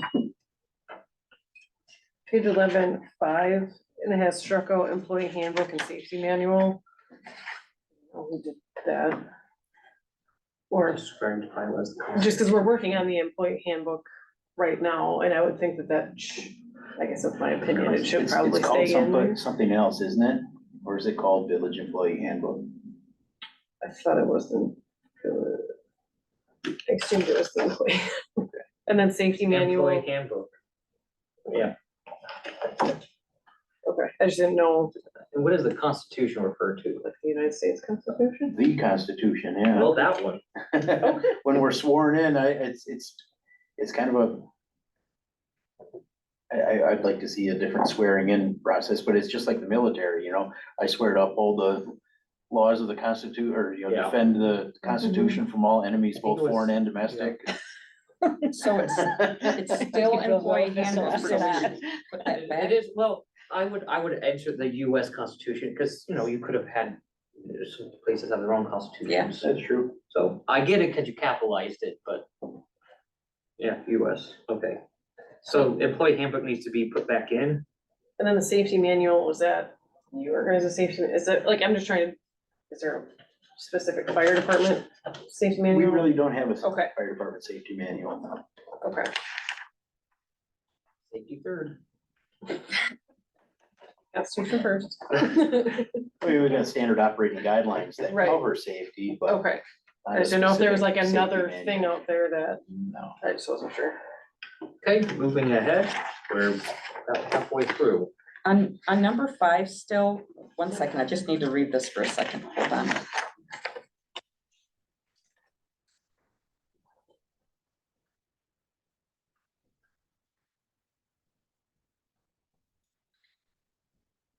So it says the procedures may, okay, any member of this department who fails to follow the prescribed bylaws, the US Constitution, employee handbook, rules, policies, and procedures may result in recommendation by the chief to the PFC for immediate dismissal of the department or removal from office or blah, blah, blah.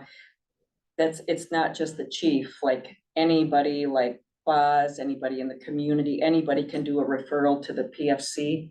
So I wonder if you just want to make sure your crew understands that so they're not taken by surprise. What do you mean anyone can do a referral to the PFC? Like if, say the fire truck went flying through with no lights on, literally a resident or anybody that's seen it could write up something to the PFC saying this is unacceptable. Or, you know, I mean, I'm just pulling up ridiculous things. They ran over a dog in the parade. And we think it's because they had too many kids and they're throwing candy, you know, something like that. Anybody can, are you aware of this? I think that would be more under the village ordinances than. Yeah. I mean, just for their bylaws. information so that they're, you know, I mean, that, it's up to you. I'm just saying they might want to But know this is that. like their bylaw specific, so I think. Right, because it's. Yeah, I think that opens a can of worms. It's yucky, but that's the reality, or else you just tell them. I mean, that's just up to you. I'm just saying. I would add that to your ordinances. Because rather everything than else, bylaws. with employee handbook, we're talking about the village handbook or one, okay. Yeah, Because everything else refers to, besides the Constitution, refers to in-house bylaws, rules, policies, and procedures of the department, Yeah. right? So, Cause I think of it like this, okay? I'm a school employee. Carrie can see me at a ball game and think I did something he didn't like, and he can call the school board. He totally can. But at the end of the day, the school board's not, I mean, it happens, right? The school board gets called for, you wouldn't believe Right. some of the things. That doesn't mean that I'm automatically, the school board's coming at me and I'm getting disciplinary action. So I think Right. that's a separation, like the superintendent can yeah, take it to Yeah, the school right. board and I can get fired 100%, but it's gotta go through the proper chain of command. Right. So I think like, Yeah, I don't think that belongs. especially because this is fire department specific. Yeah, they can Well, call and it it would only PFC, be but for their information. I mean, you're right, the ordinance would be for the public. You could get called by anybody too. right, it's, right. It doesn't matter if you're a fireman or freaking Right. pedestrian. Well, it can't call us into PFC. moving on to page 12, As an officer of diligence, it's good. The PFC doesn't manage But us. they could call the PFC, but that's what I'm saying, they Yeah. could call the PFC, Yeah, the but PFC they would just say wrong call number. Betsy or whatever, right? Like, that's why I think it doesn't, that falls under common it feels sense. like Yeah. if you put that in there, it gives people authority they don't have. just to touch on that one. One step again, I'm not allowed to terminate full active members of the fire Mhm. department, that Yes. has to go through the PFC, so that's why that's written in there. If I wanna escalate a punishment to the level where I wanna demote them or suspend them or terminate them, then it has to go to the PFC. Otherwise, it can be handled by. Otherwise, I can do it, Right. yeah.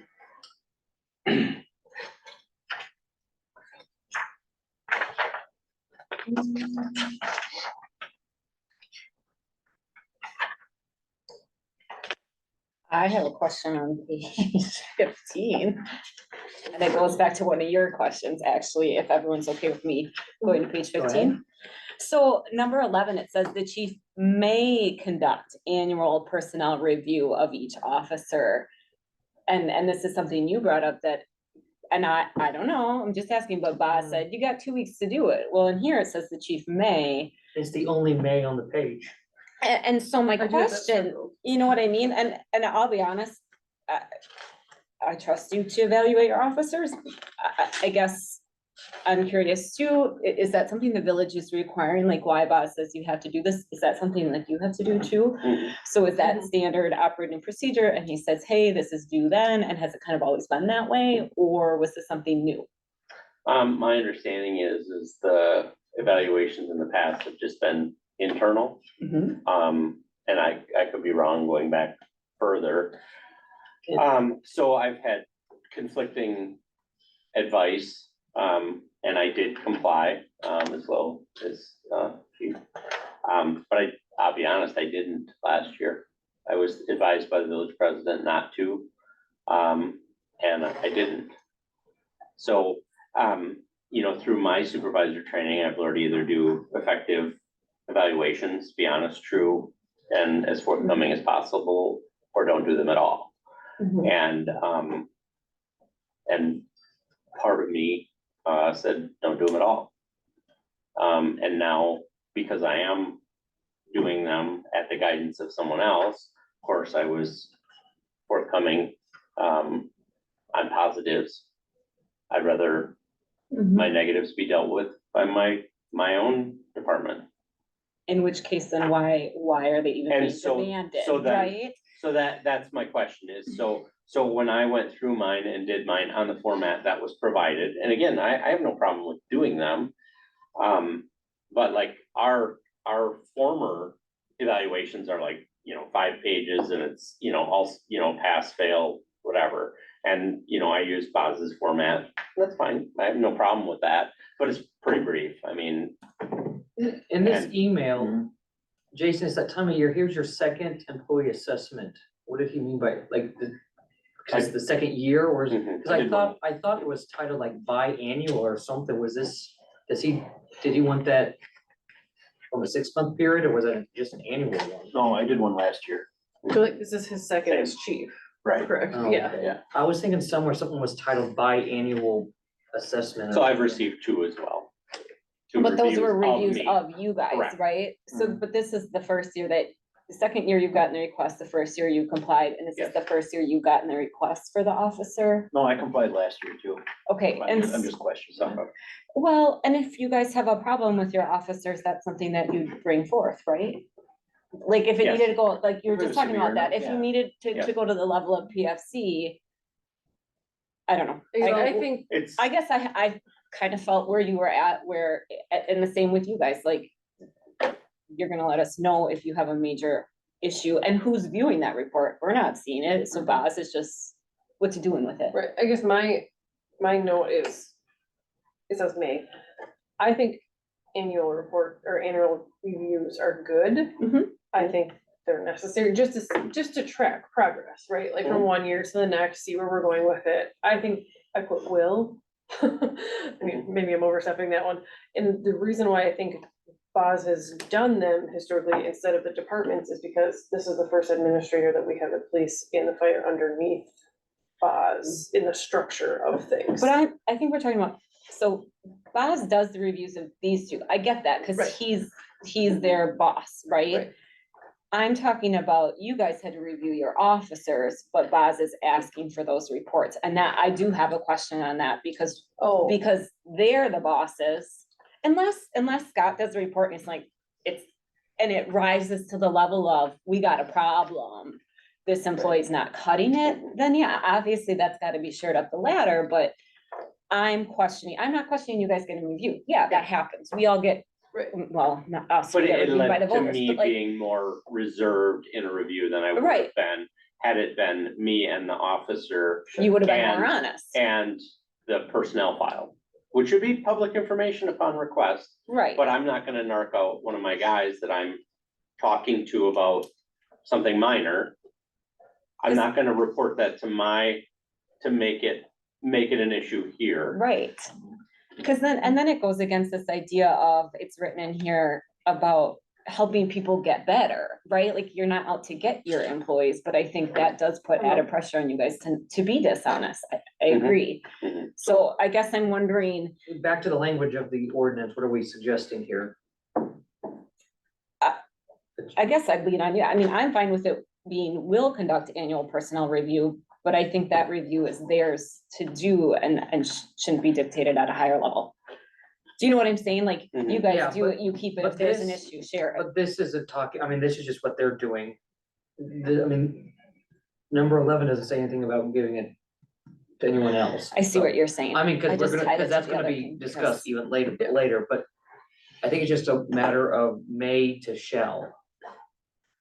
I'd rather leave it as may. I mean, I get it, reviews are important in a full-time job, a volunteer fire service. I mean, what's it gonna do? I mean, yes, it's good to know where you might need improvements, but, are you not gonna get a raise or a bonus or, there's certain benefits in a full-time position that a volunteer firefighter just doesn't get.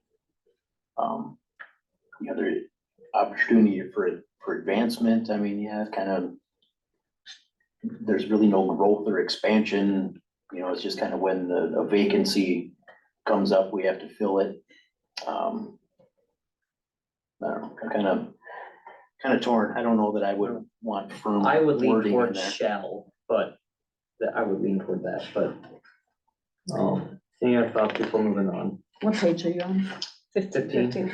Back on page 10, number 5, it struck out any member declared pregnant by medical report shall be placed on limited duty per directions, blah, blah, blah.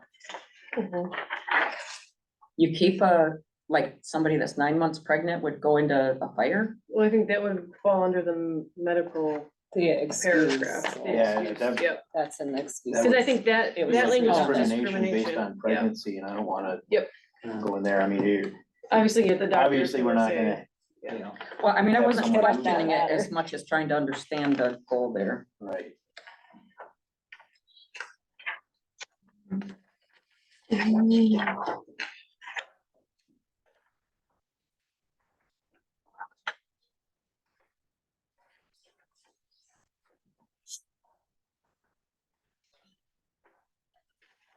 Number 7 on 18, 12-month probationary period is struck out. I'm just wondering, is there a different time span of, like, what's the probationary period?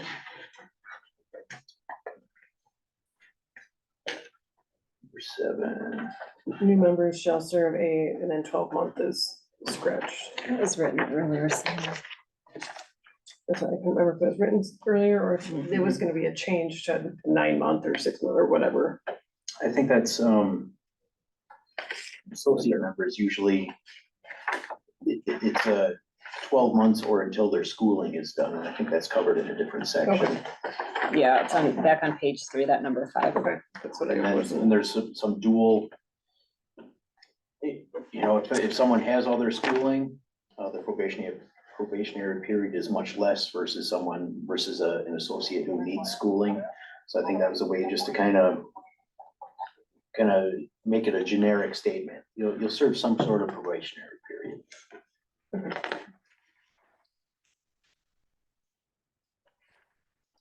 On page 14, there's some adjustments we have to make with the pay, with the separation of everything with the athletic association. But we did that. Mhm. Brat prize, would that be for athletic association? Well, we do that brat fry during the open house. So we can take Oh, that off sure. out of there. Yeah, you guys do it like when the garage sales, right? Mhm. Starting his own house. And the open house is also listed on there, so we can scratch that out of there. Where's the, what, Open houses in green. On the bottom. But for like the open house, are you functioning as a fire department member or are you firing as an associate or a athletic association? Like which one are you, which capacity, which hat? Well, it's tough because they both take place simultaneously. And then last year we had the bike rodeo at the same time, so it was all kinds of stuff going on. Sure. But the open house is for the fire department. It's a fire department function. We pull the trucks out, you know, kids Yeah, come and. I wouldn't have a, I think that's appropriate that there would Yeah. be drill points. That just, Yeah, but not paid, just because there's Just if other you- things going on with it that sure.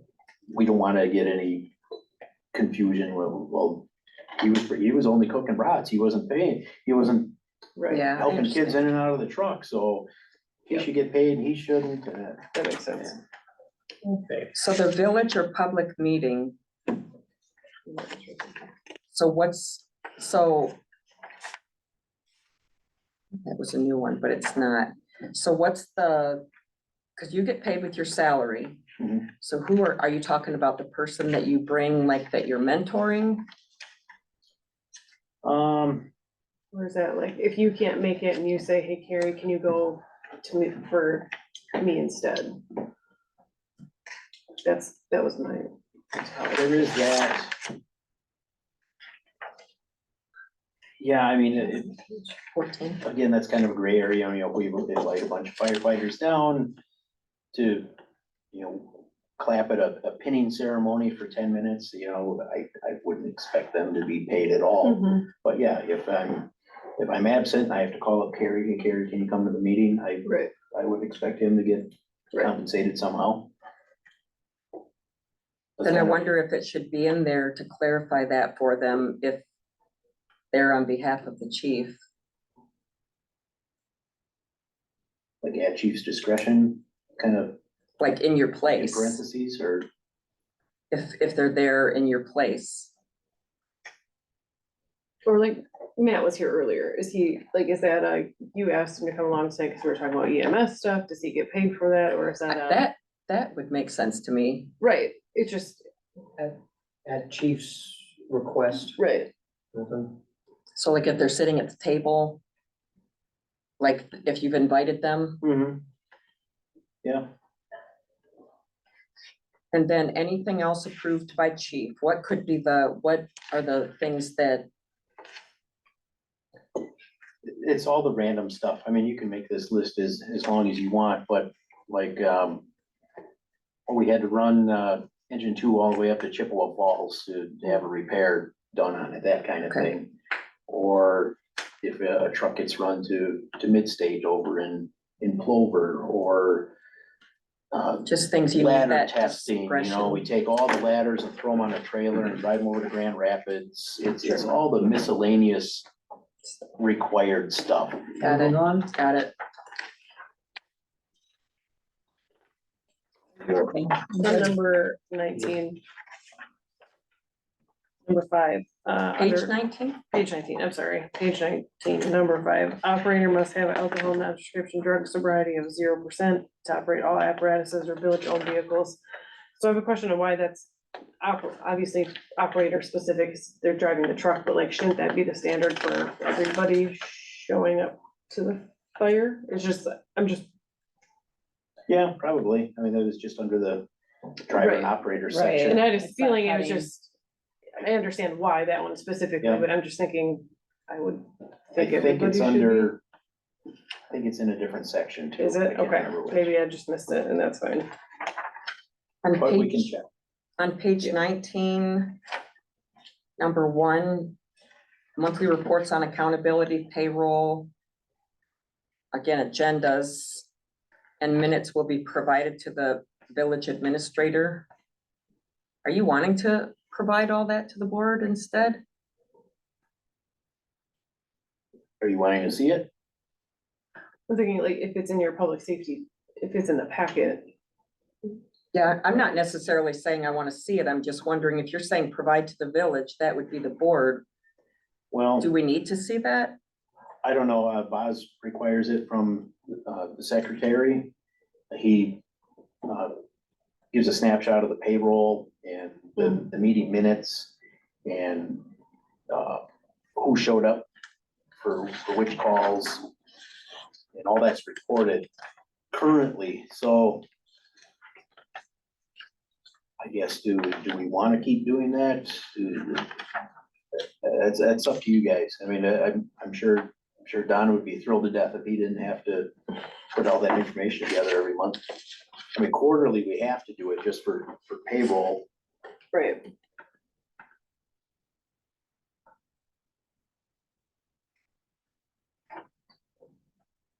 What's Buzz, what's he using it for? I don't know. I think for the monthly, for the payroll is to try to keep, especially, it did start last year when like we were getting close to the end of the year and the budget was getting higher for payroll. Is that when he started this? No, he's I was just been- thinking if he's trying to project like, okay, we're gonna be this much over.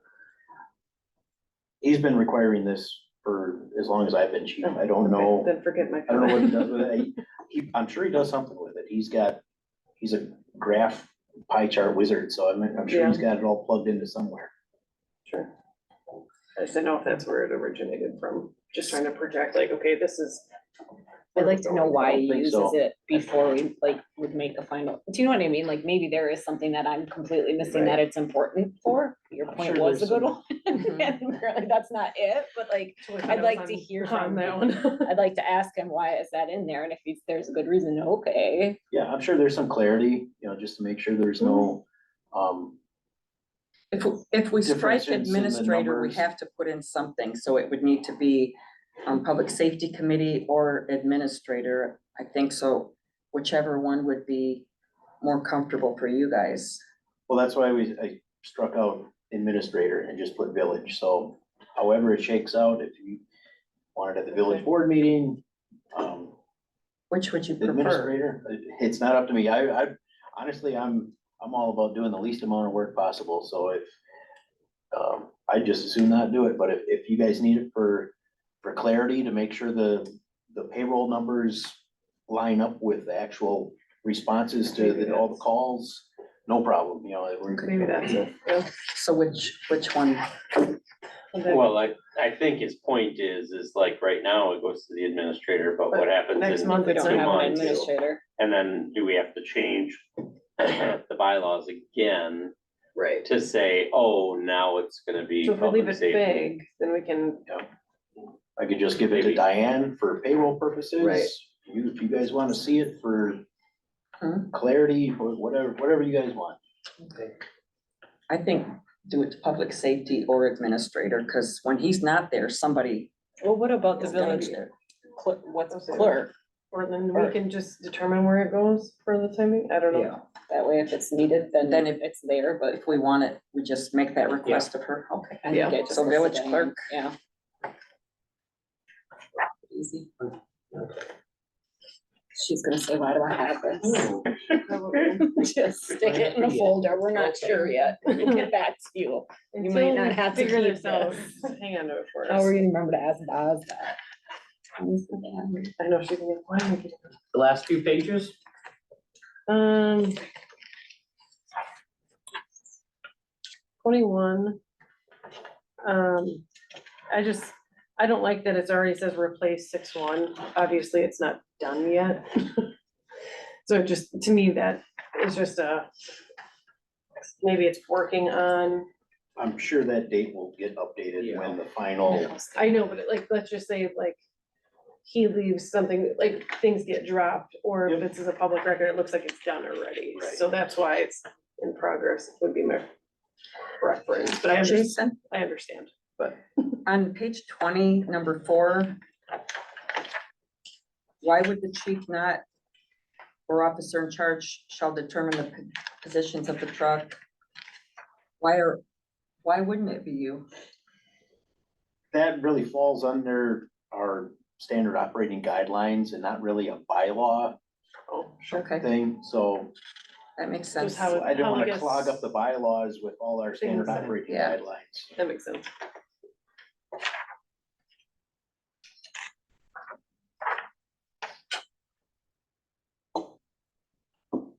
But you're right, that does take place.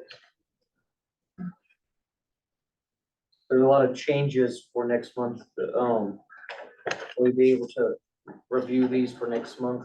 Because I don't think we'll be able to, we won't be able to push it forward to the board for next week. No. So, Yeah, I can memorize. but I think the good thing is that we do have some questions to ask. Yeah. But we're right at the end of the progress and it looks like Yeah, it's we're- been a lot of love and tears put into this. Jason, Maybe more there's, tears. Mostly than that. tears. there's something in here that I can't find it right now that talks about not working at other fire departments. Do you know where I can look for that? That's It's probably in on the 20. membership section. It's on 21, number 11. I just have to. Oh, members right may in front of only my be face. on one fire department at one time. The chief may grant exceptions. Okay, so the chief may grant exceptions.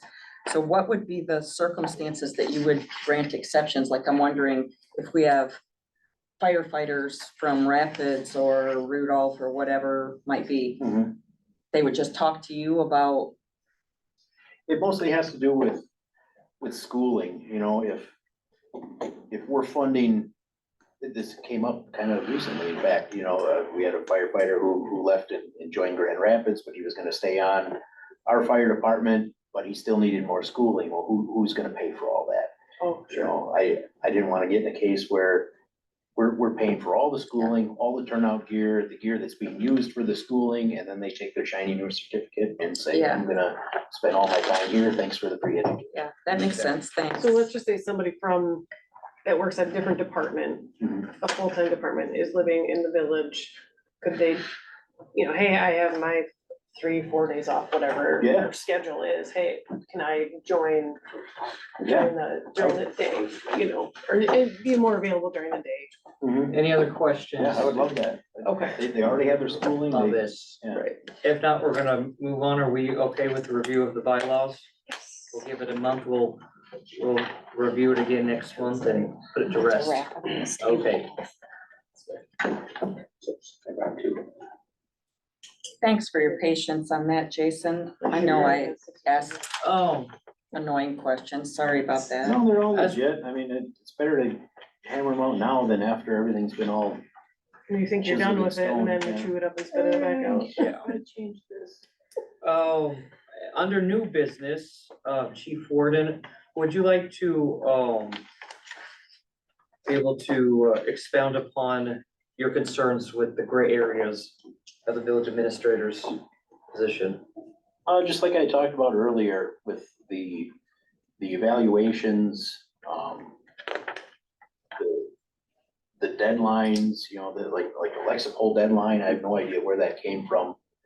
I would like to have a little more say in those type of things. And it was my understanding that the village administrator was in charge with anything related to the budget. And after that, fire chief was in charge of operations. And it just seems like there was a little bit of overreach where I didn't, and the whole athletic association thing, you will report these numbers to me by next week or else. And do I even have to? I guess I have so many questions. I failed to bring his job description, but he did print it out for me. The phrase supervise is in there. And it is my understanding that he would be your day-to-day supervisor in a way that we as a committee aren't. So, the extent of that, I'm not 100% sure how to articulate the extent of that supervision. What I kind of written up about this is things using the word reasonable.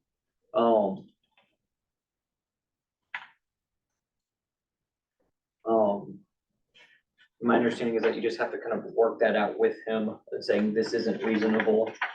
I mean, I don't know how I could articulate exactly, because I don't think his job description goes into that kind of detail. No, I But don't- whatever reasonably supervises you.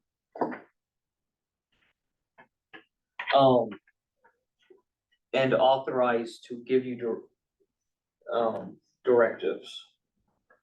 Where did that job description come from? I don't have it here, but he printed it off for me. Because what was told to me by the former village board president was just exactly what I told you guys. He didn't mention that that Boz was my day-to-day supervisor. So, That exact phrase is not in there. I'm using that, but supervision over department heads is. okay, So maybe that's something we need to clean up moving forward, and obviously Mhm. we're in a time of transition, so I think now's a beautiful time to have those discussions. So, and with this department might heads. be a helpful thing is, could you articulate what you'd like to see if we're gonna be reviewing his job description? Help us to where that clarity should come from. I mean, I kind of understand it. I understand where you're coming from. I kind of like the way things were originally, where the police chief, the village administrator, the fire chief were all on an even plane, reporting to the village board.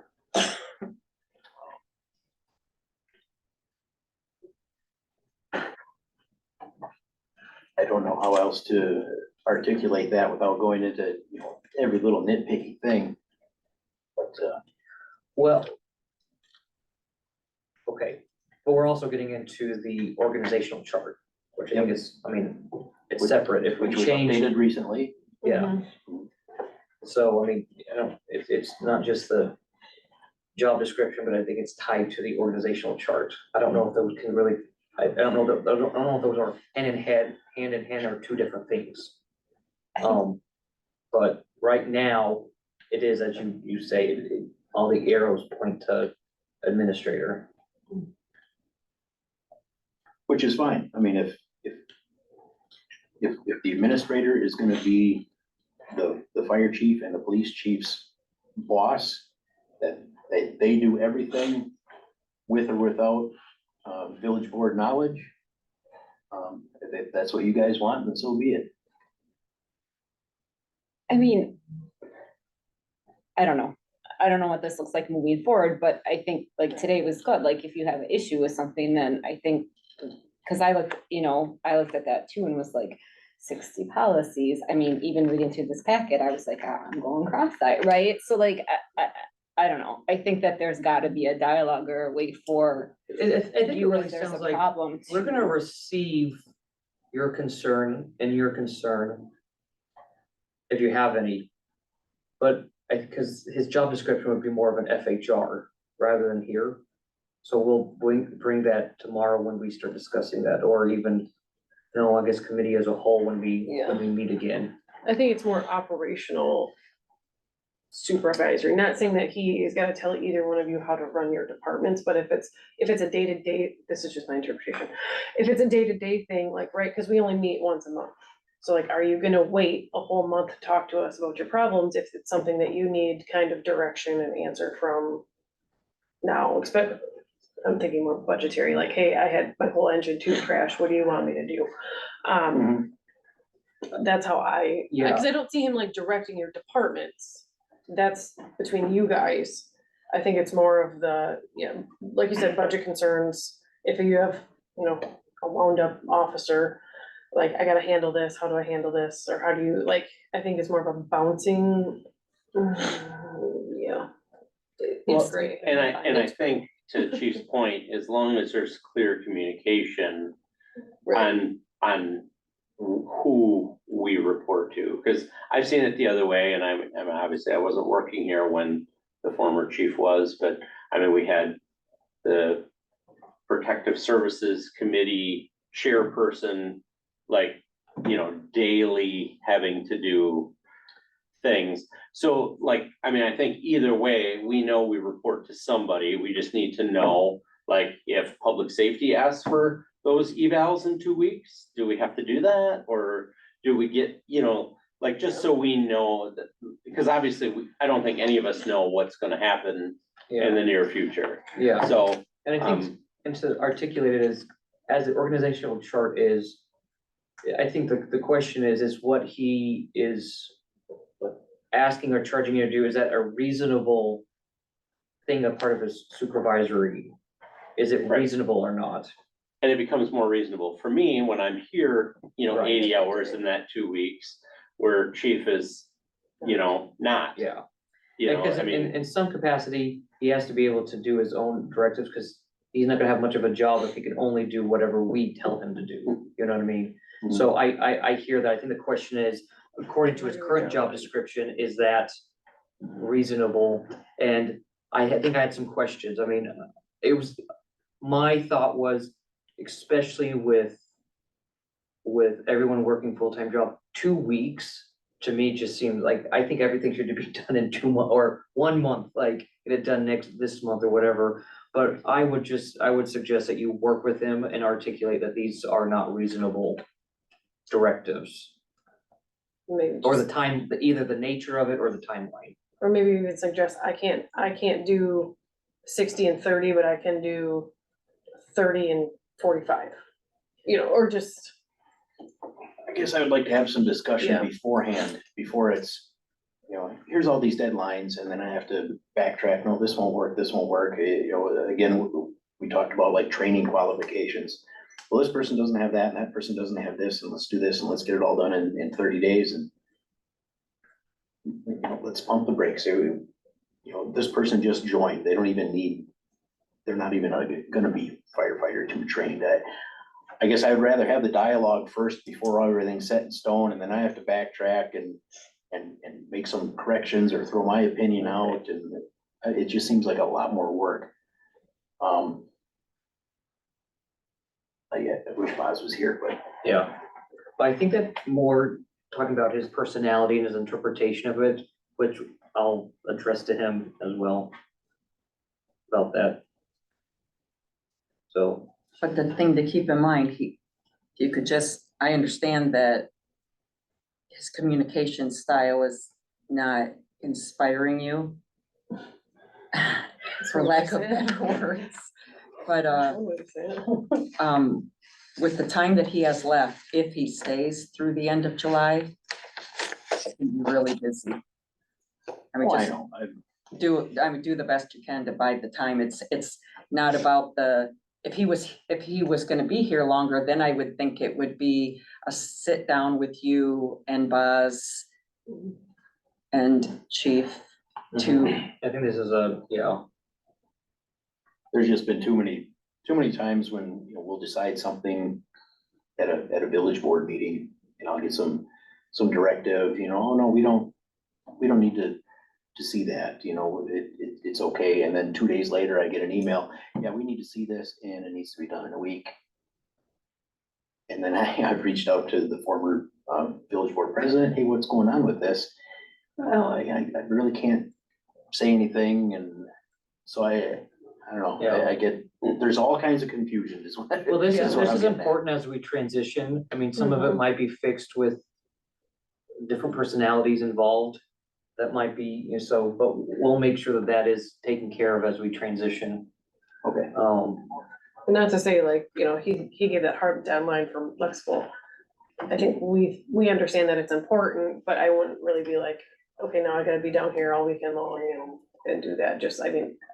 In my view, as long as we're making progress on things, especially the ones that have to be done, like those tier 1 ones, I'm okay with that as long as we're making progress that way, instead of just, I don't wanna see you down there all weekend pulling all-nighters, drinking a bunch of Red Bull to try to stay up and get through it either, so. Progress, yes, but Okay, moving to B, Chief Warden, would you like to expound on any of that? This is all pertaining to the email that you listed some concerns on behalf of the fire department. Yeah, everything seems to be coming all at once. At first it was the athletic association, and then it's the facial hair and alcohol on the premises and training certificates. And I don't know, I would just like to, without being rude or blunt, but back off. I mean, we're healing, you know, we had some rocky conversations. I have people calling me all the time, stopping over to my house. You know, retirees coming down here and everybody's upset. I guess I'm questioning, why is all this coming up right now? You know, why the sudden interest in facial hair? Why the sudden interest in alcohol on the premises?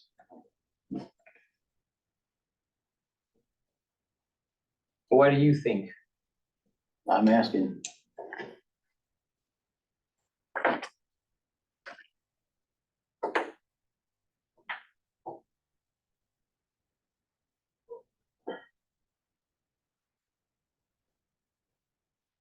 Well, I'll speak to the elephant in the room. I'm trying to- I don't know. I'm trying I don't to have an answer for you. think words.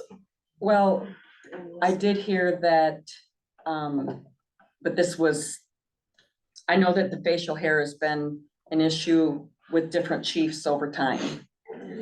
Some chiefs are more flexible and some not. Mhm.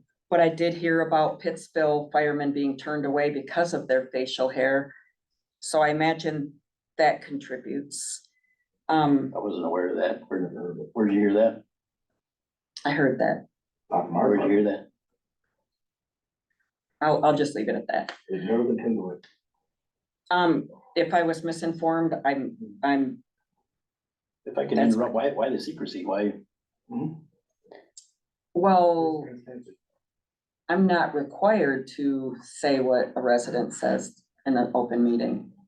That's not, Not required, but we're having a nice talk. I know, Well, I think some of it for me wise was the previous chief was giving us updates on SPS 330, all those kinds of things.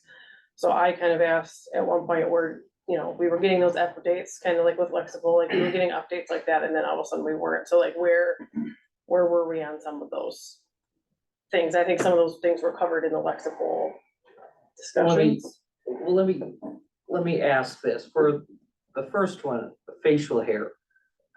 What do you think the issue is around that? Is it an interpretation of the rules? Is it a feeling that it's not being followed? Is there a concern? What could you articulate the concern? Obviously, I don't have a concern. My take on it is, I read the standard. It says you can't have facial hair or anything that interferes with the seal of an SCBA mask. If you look up the definition of interferes, it's to render ineffective, right? So we take a test every year. We do a fit test. It's a calibrated machine that we rent in conjunction with Nakusa, just to split the cost. And we all put our SCBA masks on, and it senses the amount of leakage around the face seal. And if my interpretation of that is, if you can pass that test with facial hair, then that is proof that facial hair or anything else does not interfere with that seal. So that's my take on it. And yes, if I was a New York fire chief, I would probably feel differently about it because, you know, we're going into thousands of fires every day. But we're a small town volunteer fire department. We get a handful of fires, maybe. You know, could we relax a little on the requirements? I think so. If someone fails that test, I don't let them wear an SCBA mask. But there's so many other things they can do on the fire scene. You know, you don't need to be clean shaven to haul ladders or roll hose or drag hose around or operate the truck, that kind of thing. So that's my whole stance on it, right or wrong. That's my opinion.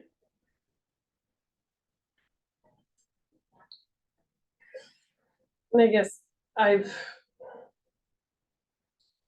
talked with, you know, cause I read the same thing that you do off of a sheet of paper or whatever. Mhm. And I've talked with other fire chiefs and gotten their opinion on it. And And it's pretty, to them, it's very black and white. Which fire chiefs did you talk to? I've talked to Chief Bartek in Wausau. Cause I know him, and it's pretty black and white in some of the, you know, the reading, clean shaven. And it doesn't distinguish between volunteer and full-time. Mhm. OSHA, the OSHA guidelines also does not differentiate between volunteer and full-time either. Nothing that I found, I mean, I can research it until I'm blue in the face, but doesn't mean there's not something out there that I've missed. Mhm. So everything that I've heard is pretty black and white, and it's for the safety of you guys. It's for your guys' safety. And then, obviously mine, I shouldn't speak for you. My thing is liability risk for us. What happens if you go in, your seal, I'm using you because you're sitting in front of me. What happens when did you do that SCBA test? Usually in the winter time. In the winter? February, Okay. March. So let's say you didn't have as big of a beard as you do now. And you passed then, but now you have a bigger beard. Mhm. And now you don't pass. And now you go into a house fire and you get smoke inhalation or whatever. And now there comes that, now you have to be hospitalized, now we have issues. What do we do with that? Because like you're saying, if you passed Mhm. on paper and through the computer, but now you didn't, and now now your obviously facial hair grows. Now it's different, and now you wouldn't pass it. So there's a liability risk, workers' comp issue, the whole slew of things. That's that piece of liability that I think we need to be cognizant of on our end too, of what happens. Mhm. And I think if you're clean shaven, that's a pretty simple, they're following X, Y, and Z, whatever.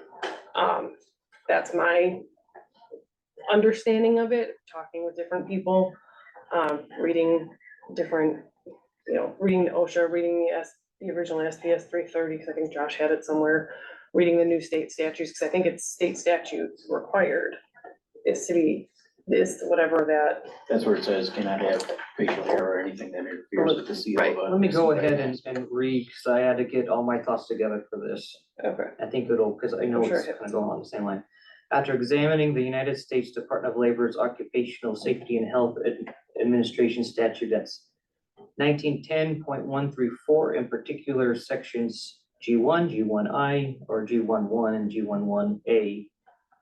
In Wisconsin State Fire Department Safety and Health Standards Code, SPF or SPS 330.12, in particular sections 2F, as well as a verbal statement by our village attorney and an email confirmation from April Hammond, that's the colored handout, who is the Fire Prevention Coordinator of District 12. I believe that the laws are clear that any facial hair that touches the seal of the face mask is prohibited.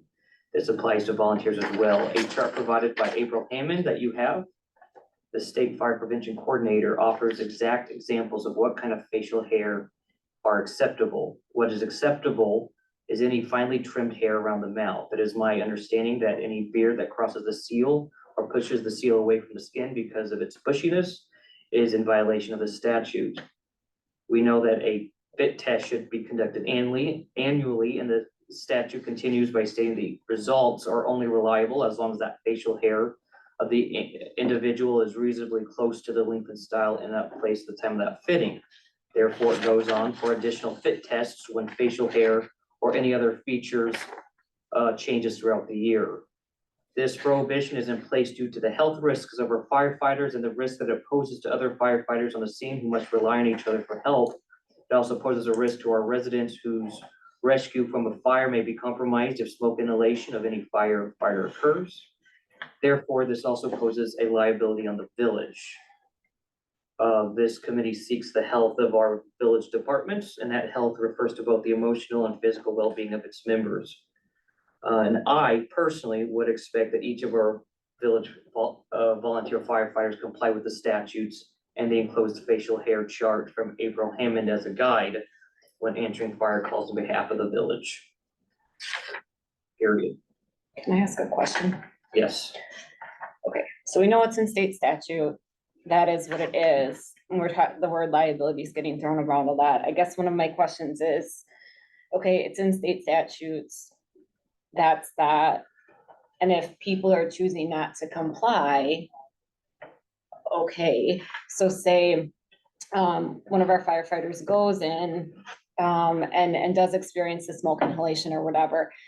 Is the fear that insurance is gonna deny that and someone's gonna get sued? I mean, is that if someone's choosing not to comply, like if Scott chooses not to wear his Kevlar vest out there and something happens, is that on Scott? Cause he didn't comply, so that's kind of his problem. Not that, do you know what not that I'd want that to be on someone, but do you know what I'm saying? Like someone goes in, they get smoke inhalation, insurance says, we're not paying for that because the state statute wasn't followed. Is the fear simply that that person's gonna have to pay their own medical expenses, or is there a chance that that person can sue because we weren't compliant, what if even though it was their Scott choice? went in That's my with- question. What if Scott went in with Jason and Jason needed help and Scott had facial hair and because he had a bad seal, he couldn't help Jason or the resident or I get what you're saying, but can we answer that first question? Like, or maybe that's a legal question for me to ask, is if someone's making that personal decision, if I make the personal decision not to wear my seatbelt, which is a law, and I get in a car crash and I get ejected or whatever, I don't know, is insurance gonna cover? I don't know. What, but do you know what I'm saying? Like, are we worried about coming back and getting a lawsuit because so-and-so didn't wear their mask? Obviously, I do get that there's the personal reality of it, where I don't want any of you guys to ever deal with smoke inhalation or collapse in a burning building or anything like that. Please know that that is a piece of this too, first and foremost. But again, personal decisions are what they are. Can someone outline for me, like, what are the other things that we're worried about? Is it, and I don't know. I just wanted to very quick, you guys are all worried about the smoke inhalation. We have positive pressure masks. We're gonna lose air. That's all we're gonna do.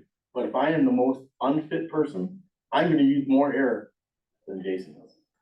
He's gonna leak air out of his mask, but I'm sucking air because I'm unfit and I can't carry myself up. And under the SPS 330s, if you read it, if you lose weight, gain weight within a year, you have to retake the fit test. And that seal on that day, say January 10th, is fine. But come August 17th, we had a fire. Well, my mask was compromised at a drill where it had a little tear in it that I didn't see. Well, who's responsible? You know, we have to check our equipment and stuff, but now that tear is an issue. You know, our facial hair with a positive pressure system isn't an issue until we're out of air. And if we're out of air, we're in a bigger problem. We have bells, we have alarms. When that goes off, we are to be removed from the scene. Positive pressure pushes air up. It's the same thing, we have a dial on the side of our thing. If we need air, we can turn that dial on and then, because you could have a valve that goes back. Turn that dial, it constantly pushes air into you. that's definitely something I would speak to the legislature about. Well, I mean, I see what you're saying, and if you have control over that, At Vulcan, where they have to put on that, they have to shave within 12 hours. If they have a 16-hour shift, they have to shave. In their rules, by their ordinances, whatever you wanna call them, is they have to shave before they go in for a 12-hour shift. After 12 hours, their stubble doesn't clarify them through their chemical SPCs. I hear what you're saying. I get where you're like, this doesn't make any sense. I go back to, it's state statute. Yep. I can't change that. And believe me, I come from a place where I look at things that are state statute or whatnot too, that drive me bonkers as well. I think for me, and this is the point I keep coming back to, it's state statute. Okay, if people aren't complying and the worst situation happens, then what? What does it look like? And again, maybe that's where I need more like of a clarification from a lawyer to say like, yeah, the village is gonna get sued for all its work. Do you know what I mean? Because then it's like, if a lawyer would come back to me and say, yeah, if they're not compliant, you guys could easily get sued for this amount of money. And then as a board member, I'm going, okay, I hear everything you're saying, but I don't want the village to get sued. I don't think you guys want that either. So then in my mind, it would be like, gonna ask you to comply. Does that make sense? So it's not a, State statute for emergency vehicles, not being over 10 years old on a tire. That's 10,000 a truck. There's $25,000-$30,000 of tires that have to be put on the truck. There's only one truck that's legal right now. huh, Read it up. So There's we're not lots of rules. You can pick and choose which ones you want to go after. This one is surrounding, Well, Vesper, Nakusa. There are people with beards on departments. I mean, it's volunteer fire departments. They're hard to come by, and you push all these issues, like Jason said, on the scenes. You may not put a mask on, but you're still needed. But according to SPS, you have to be clean shaven to be on the department. That's what they're saying. You're gonna lose these departments. It doesn't say that you have to be clean shaven and be on the department. It's no. to wear a SCP. Just put the mask on, it says. Okay. I guess my point is, I'm not trying to piss anybody. That's the sticking point for Yeah. me is the lawsuit. It has nothing to do with how I feel about you guys or going after you guys, nothing like that. And I know I'm new to this argument and probably don't understand the full scope of it, but that's the point that keeps rolling around in my head. So I don't know, just, I back Jason's point is if you pass that test with whatever you have. the thing that I think the risk is us getting an inspection or a pop-in or something like that, and then we're shut down as a whole. Well, Jason Completely. said you can be on the department with a beard, you just can't put a mask on. You can't show up on scene without it, because in case somebody's outside, they have to be able to wear that mask. I'm gonna disagree with that. Yeah, I will too. So the way the gal explained it to me was, given the circumstance that you don't know what might, say there's like drugs. Something that would become airborne or toxic. I'm not thinking of the right words, things that Airborne. ERC was the biggest one you got Yeah. out here. the person, I mean, everybody that's on scene has to be prepared to have to wear a mask. Could be anybody. We don't even have enough air packs to cover every How many air person on packs do you scene. have? Oh, what do we have? 5 on each truck, 15. So how many people turn out? It depends. I mean, back in our heyday, you get 30 people to show up. So what's the show up now? Like, how many would you need on scene? Depends on the nature of the call. It'll fully involve structure fire. I mean, we'll have our department, Nakusa. But we're Wisconsin not Rapids. providing their air tech, But you know what I'm saying? like- right? Yeah. So do we have enough air tanks for everybody in our department? Yeah. That may show up? See, I think, like, as long as the legal applications of things clear, I mean, because, when would you say the last time that somebody on the department went to a burning building or burning structure, something like that? Oh. It's been a while, 6 months. Exactly.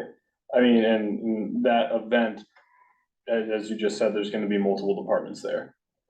The case that somebody isn't going to be able to go in and help someone else who's in that burning building because their mask doesn't seal. I mean, there's guaranteed going to be someone else on that site, no matter what, pretty much. So, like you were saying, your biggest concern is the legal aspect of things. As long as the legal aspect of things clear, personally, I see, as long as, you guys aren't, going overboard with the whole beard thing, then it is what it is. That's kind of my thoughts too. I mean, there's so much that needs to be done on a fire scene and at the department.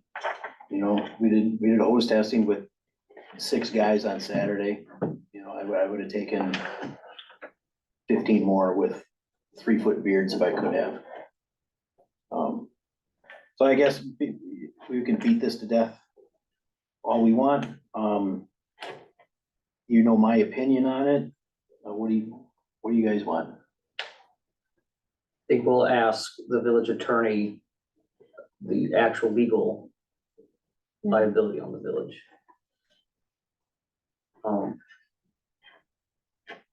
Since now everything else is established as what we all know what the rules say. The next item on B, the alcohol on premises. Anything you'd like to say about that? again, just questioning the timing, why now? What's the problem? It wasn't that long ago, the village used to buy us a half barrel of beer. And now it's come up in a couple meetings where questioning the allowance of alcohol on village premises and maybe getting waivers for certain events, and I'm just wondering where this is coming from too. Why now? Are you familiar with any prohibition on alcohol on village property? No, I'm not aware of any.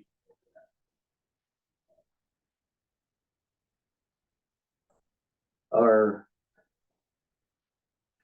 what's your interpretation of the village employee handbook? I don't know that I've read that section. Okay. Our village employee handbook on page 22, controlled substances and alcohol policy states, the village of Port Edwards, Wisconsin will remain a drug-free and alcohol-free workplace. Number one, a violation of the following rules may result in disciplinary action or termination. A, you are prohibited from using, possessing, manufacturing, selling, distributing, purchasing, or dispensing alcohol or controlled substances, illegal drugs, or drug paraphernalia on village of Port Edwards property, comma, while performing your job duties or engaged in a village of Port Edwards sponsored activity, comma, or while on village of Port Edwards business, end of quote. So clause one of that is on village property, period. Clause two, while performing your duties or engage in sponsored activity, period. Clause three, on village business is what the handbook says. So what does that mean? Well, I mean, obviously, we don't drink while we're fighting fires. But, Right, so that would be, yeah, after a meeting or after a call, we get the trucks all washed as out. it's written, even though there's commas, but they don't qualify each other, it states on village of Port Edwards property is the language that's in there. Now, I already talked to Boz about the language in that anyway, but that's what it states, is village of Port Edwards property. Which there's problems because that also includes parks and we talked about renting There you and go. things like that. So the language in that section is supposed to be workplace, but even if it's workplace, that still is gonna include the fire department building as a workplace. Can we change the wording? To the employee handbook? Do you have a suggestion? Yeah, the alcohol is allowed on at the Port Edwards Fire Department.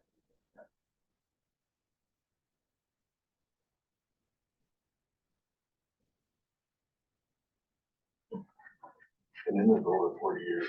It was in the first fire station. So I don't know when this got written. It's in where? What fire station? In the original fire station, which was over by the mill, 40 years ago, they had dinner meetings, just like they do now for retirees. And there was beer over there. When they built this in the 80s, it was all brought over here, and every other month, we still have retiree parties or dinners, and it's always been there. So I don't know when this got written and how it got overlooked for all this time, but it's like Jason said earlier, the taxpayers used to buy the alcohol, and we got rid of that 15 years ago. Maybe Yeah, probably. 15 years ago, where the association has been buying the beverages for the meals. But it's been around a long time. I think for special events, It was, but it's always been there. It's never been just special events. It's always been over at the old fire station, but the other side of the line, you know. I think alcohol not in workplaces is a common thing, and our village attorney verbally confirmed that alcohol in any workplace, on or off duty, I mean, even outside of hours, is not a good policy. Obviously, we offer, the exception of this would be when a temporary alcohol permit is issued by the village board, and only for the duration of that permit.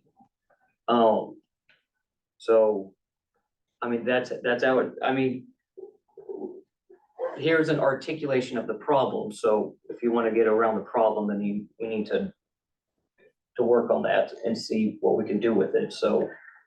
I have a question. Yeah. So is the issue about the fear that a fireman is going to go fight a fire after like having a couple beers, is that the fear? Is that where this comes from? I don't know that that's ever I been. don't think that's a, So what?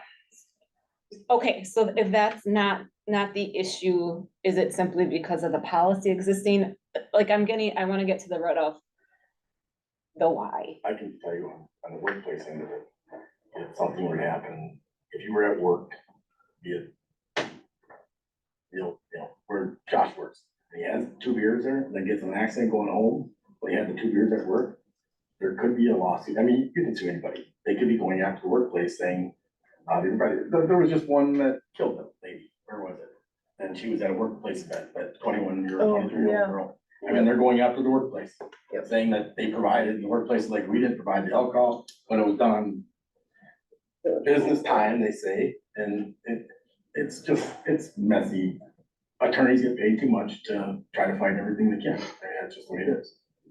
So then so it comes to that same issue of liability and Liability. getting the pantsuit off of us. Well, do we know that? Do we know that for sure?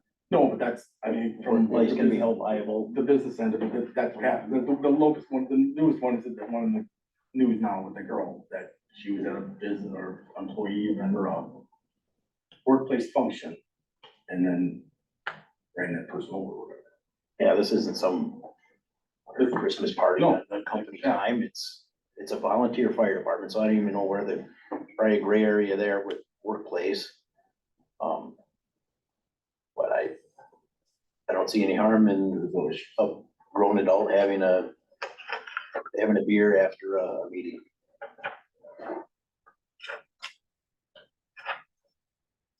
We're having a hard time keeping this department going with the people we have. And that's a perk of this, has been there for, as far as I can remember as a kid going to the old fire station.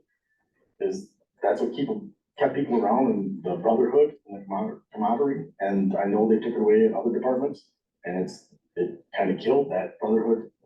but What could we have you, instead of doing it on village property, having it here, could you go to Switch for one? I mean, they're right down there. Could you just migrate? It would take care of this whole situation. If that's what you guys wanna do, is have a beer afterwards, which is fine. I'm not knocking that. I'm sure my husband has had his, but I'm just thinking just to, I mean, find that balance of keeping the drug-free, alcohol-free workplace, keeping us out of a liability issue, having it down there, What do you or do? come to my garage. I What do don't you really do with care. retiree funds? Yeah, we have our dinner meetings and, we invite the retirees down there and it's a bunch of old guys and they sit around and tell us stories of, fighting fires in the 50s, riding on the tailboard with their gloves frozen to the handle and, that's done over a bunch of beers. Can that be a special, I mean, obviously we'd have to be like, here are all the dates for your retiree meeting, poof, they're good to go. Right, Do the And same you- thing you've always done, I mean, is it as simple as that? and we just don't have it. My thing is, like, you bring it in for those, right? In my head, if it's like tonight, you guys are gonna be down there. Okay, can you all go down to Switch for one, instead of doing it there? And then if it is a dinner party or dinner meeting, then you bring it in for that special meeting, that special occasion, and then it goes away after that. I don't wanna see things change. I like the way they are right now. Who knows how many years have been taken off our lives, missing sleep. Inhaling, you could blame it on smoke at the fire scene or inhaling brake dust while I'm cleaning the trucks. Who knows how many years have been shaved off of my life to help this community. I don't think it's too much to ask that me, as a 50-year-old man down there, have a beer. Nobody's getting loaded, nobody's out of control. We're all adults. Years ago, we walked the insurance representative for the village through the department, open up the beer cooler. Do you have a problem with this being in here? He says, no. Thank you. So that's my view so far. Nobody has a problem with it. Why is it coming up now? Why isn't it an issue now? Well, and maybe it's simply like, we need to do more homework on it and reconfirm, yep, insurance person's good with it. Ask the legal questions and then move forward.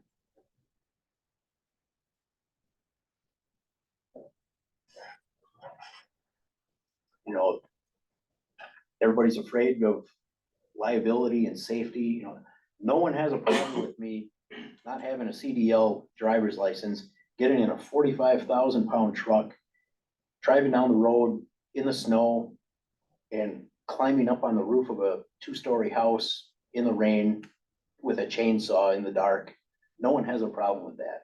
But having a beer in the station is I a think touchy that subject. every time I hear sirens, I can tell you I have a problem with all of it. I think about all of you. I feel overwhelmed at the sound of it. After seeing what you guys experience, every time those sirens go off, I experience it. After knowing firsthand stuff that happens and what you guys have had to experience it, I feel it. I'm not the bitch sitting here trying to cause a bunch of chaos. I care about Carrie. He's my daughter's best friend, dad. I've come through for him and I will again and again and again because I'm a decent person. What's offensive and ridiculous is filling that front row and treating us like we're the enemy because we care about you, because we care about this village, being offensive, calling us politicians. No, we're here You're an because we elected care about the official. village. Let's dial it Point of down. order, yeah. I'm gonna call Point that of one. order. I'm sorry, I'm sorry, but honestly, I'm very sorry, but This that's, was- it's the buildup that, just one more thing. That wasn't our fault. I get it, but I'm sorry, and I'm coming from a position that I care about you guys. And we're treated like the enemy. I care about you, Jason, from the first time we've had interactions. And Carrie, you know I care about you. It's very uncomfortable. We're in an awful position because we have to look at the liability and the legality of things with people that we care about, admire, value, respect, and are thankful that we have people like that in our village.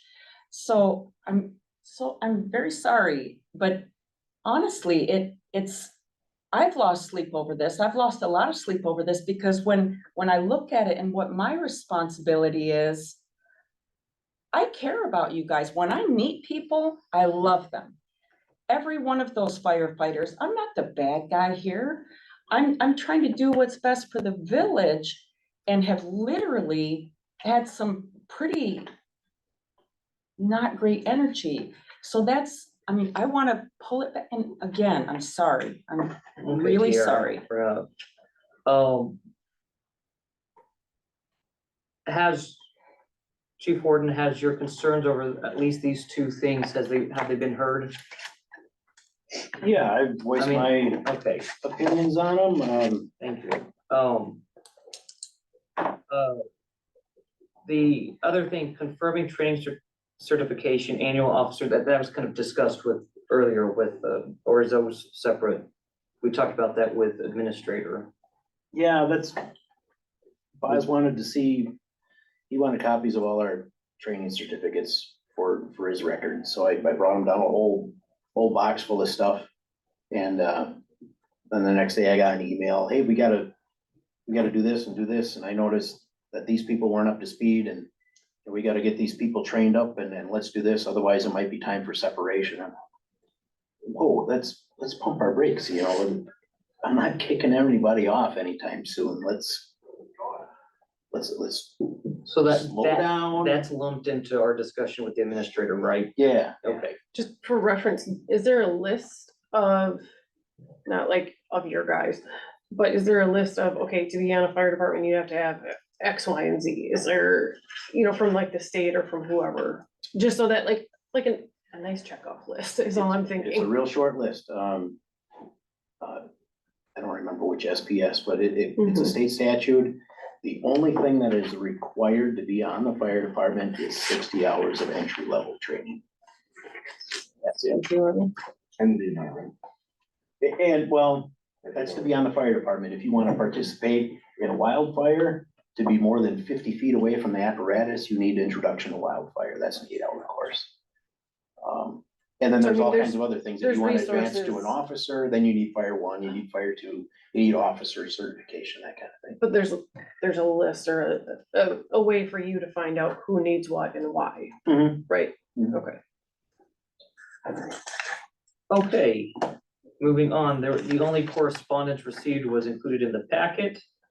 Agenda items for next month, we will continue, EMS discussions, and we have a boatload of things that we'll ask for more clarification on, throughout, from today's agenda. Anything else that needs to be on there specifically for the agenda next month?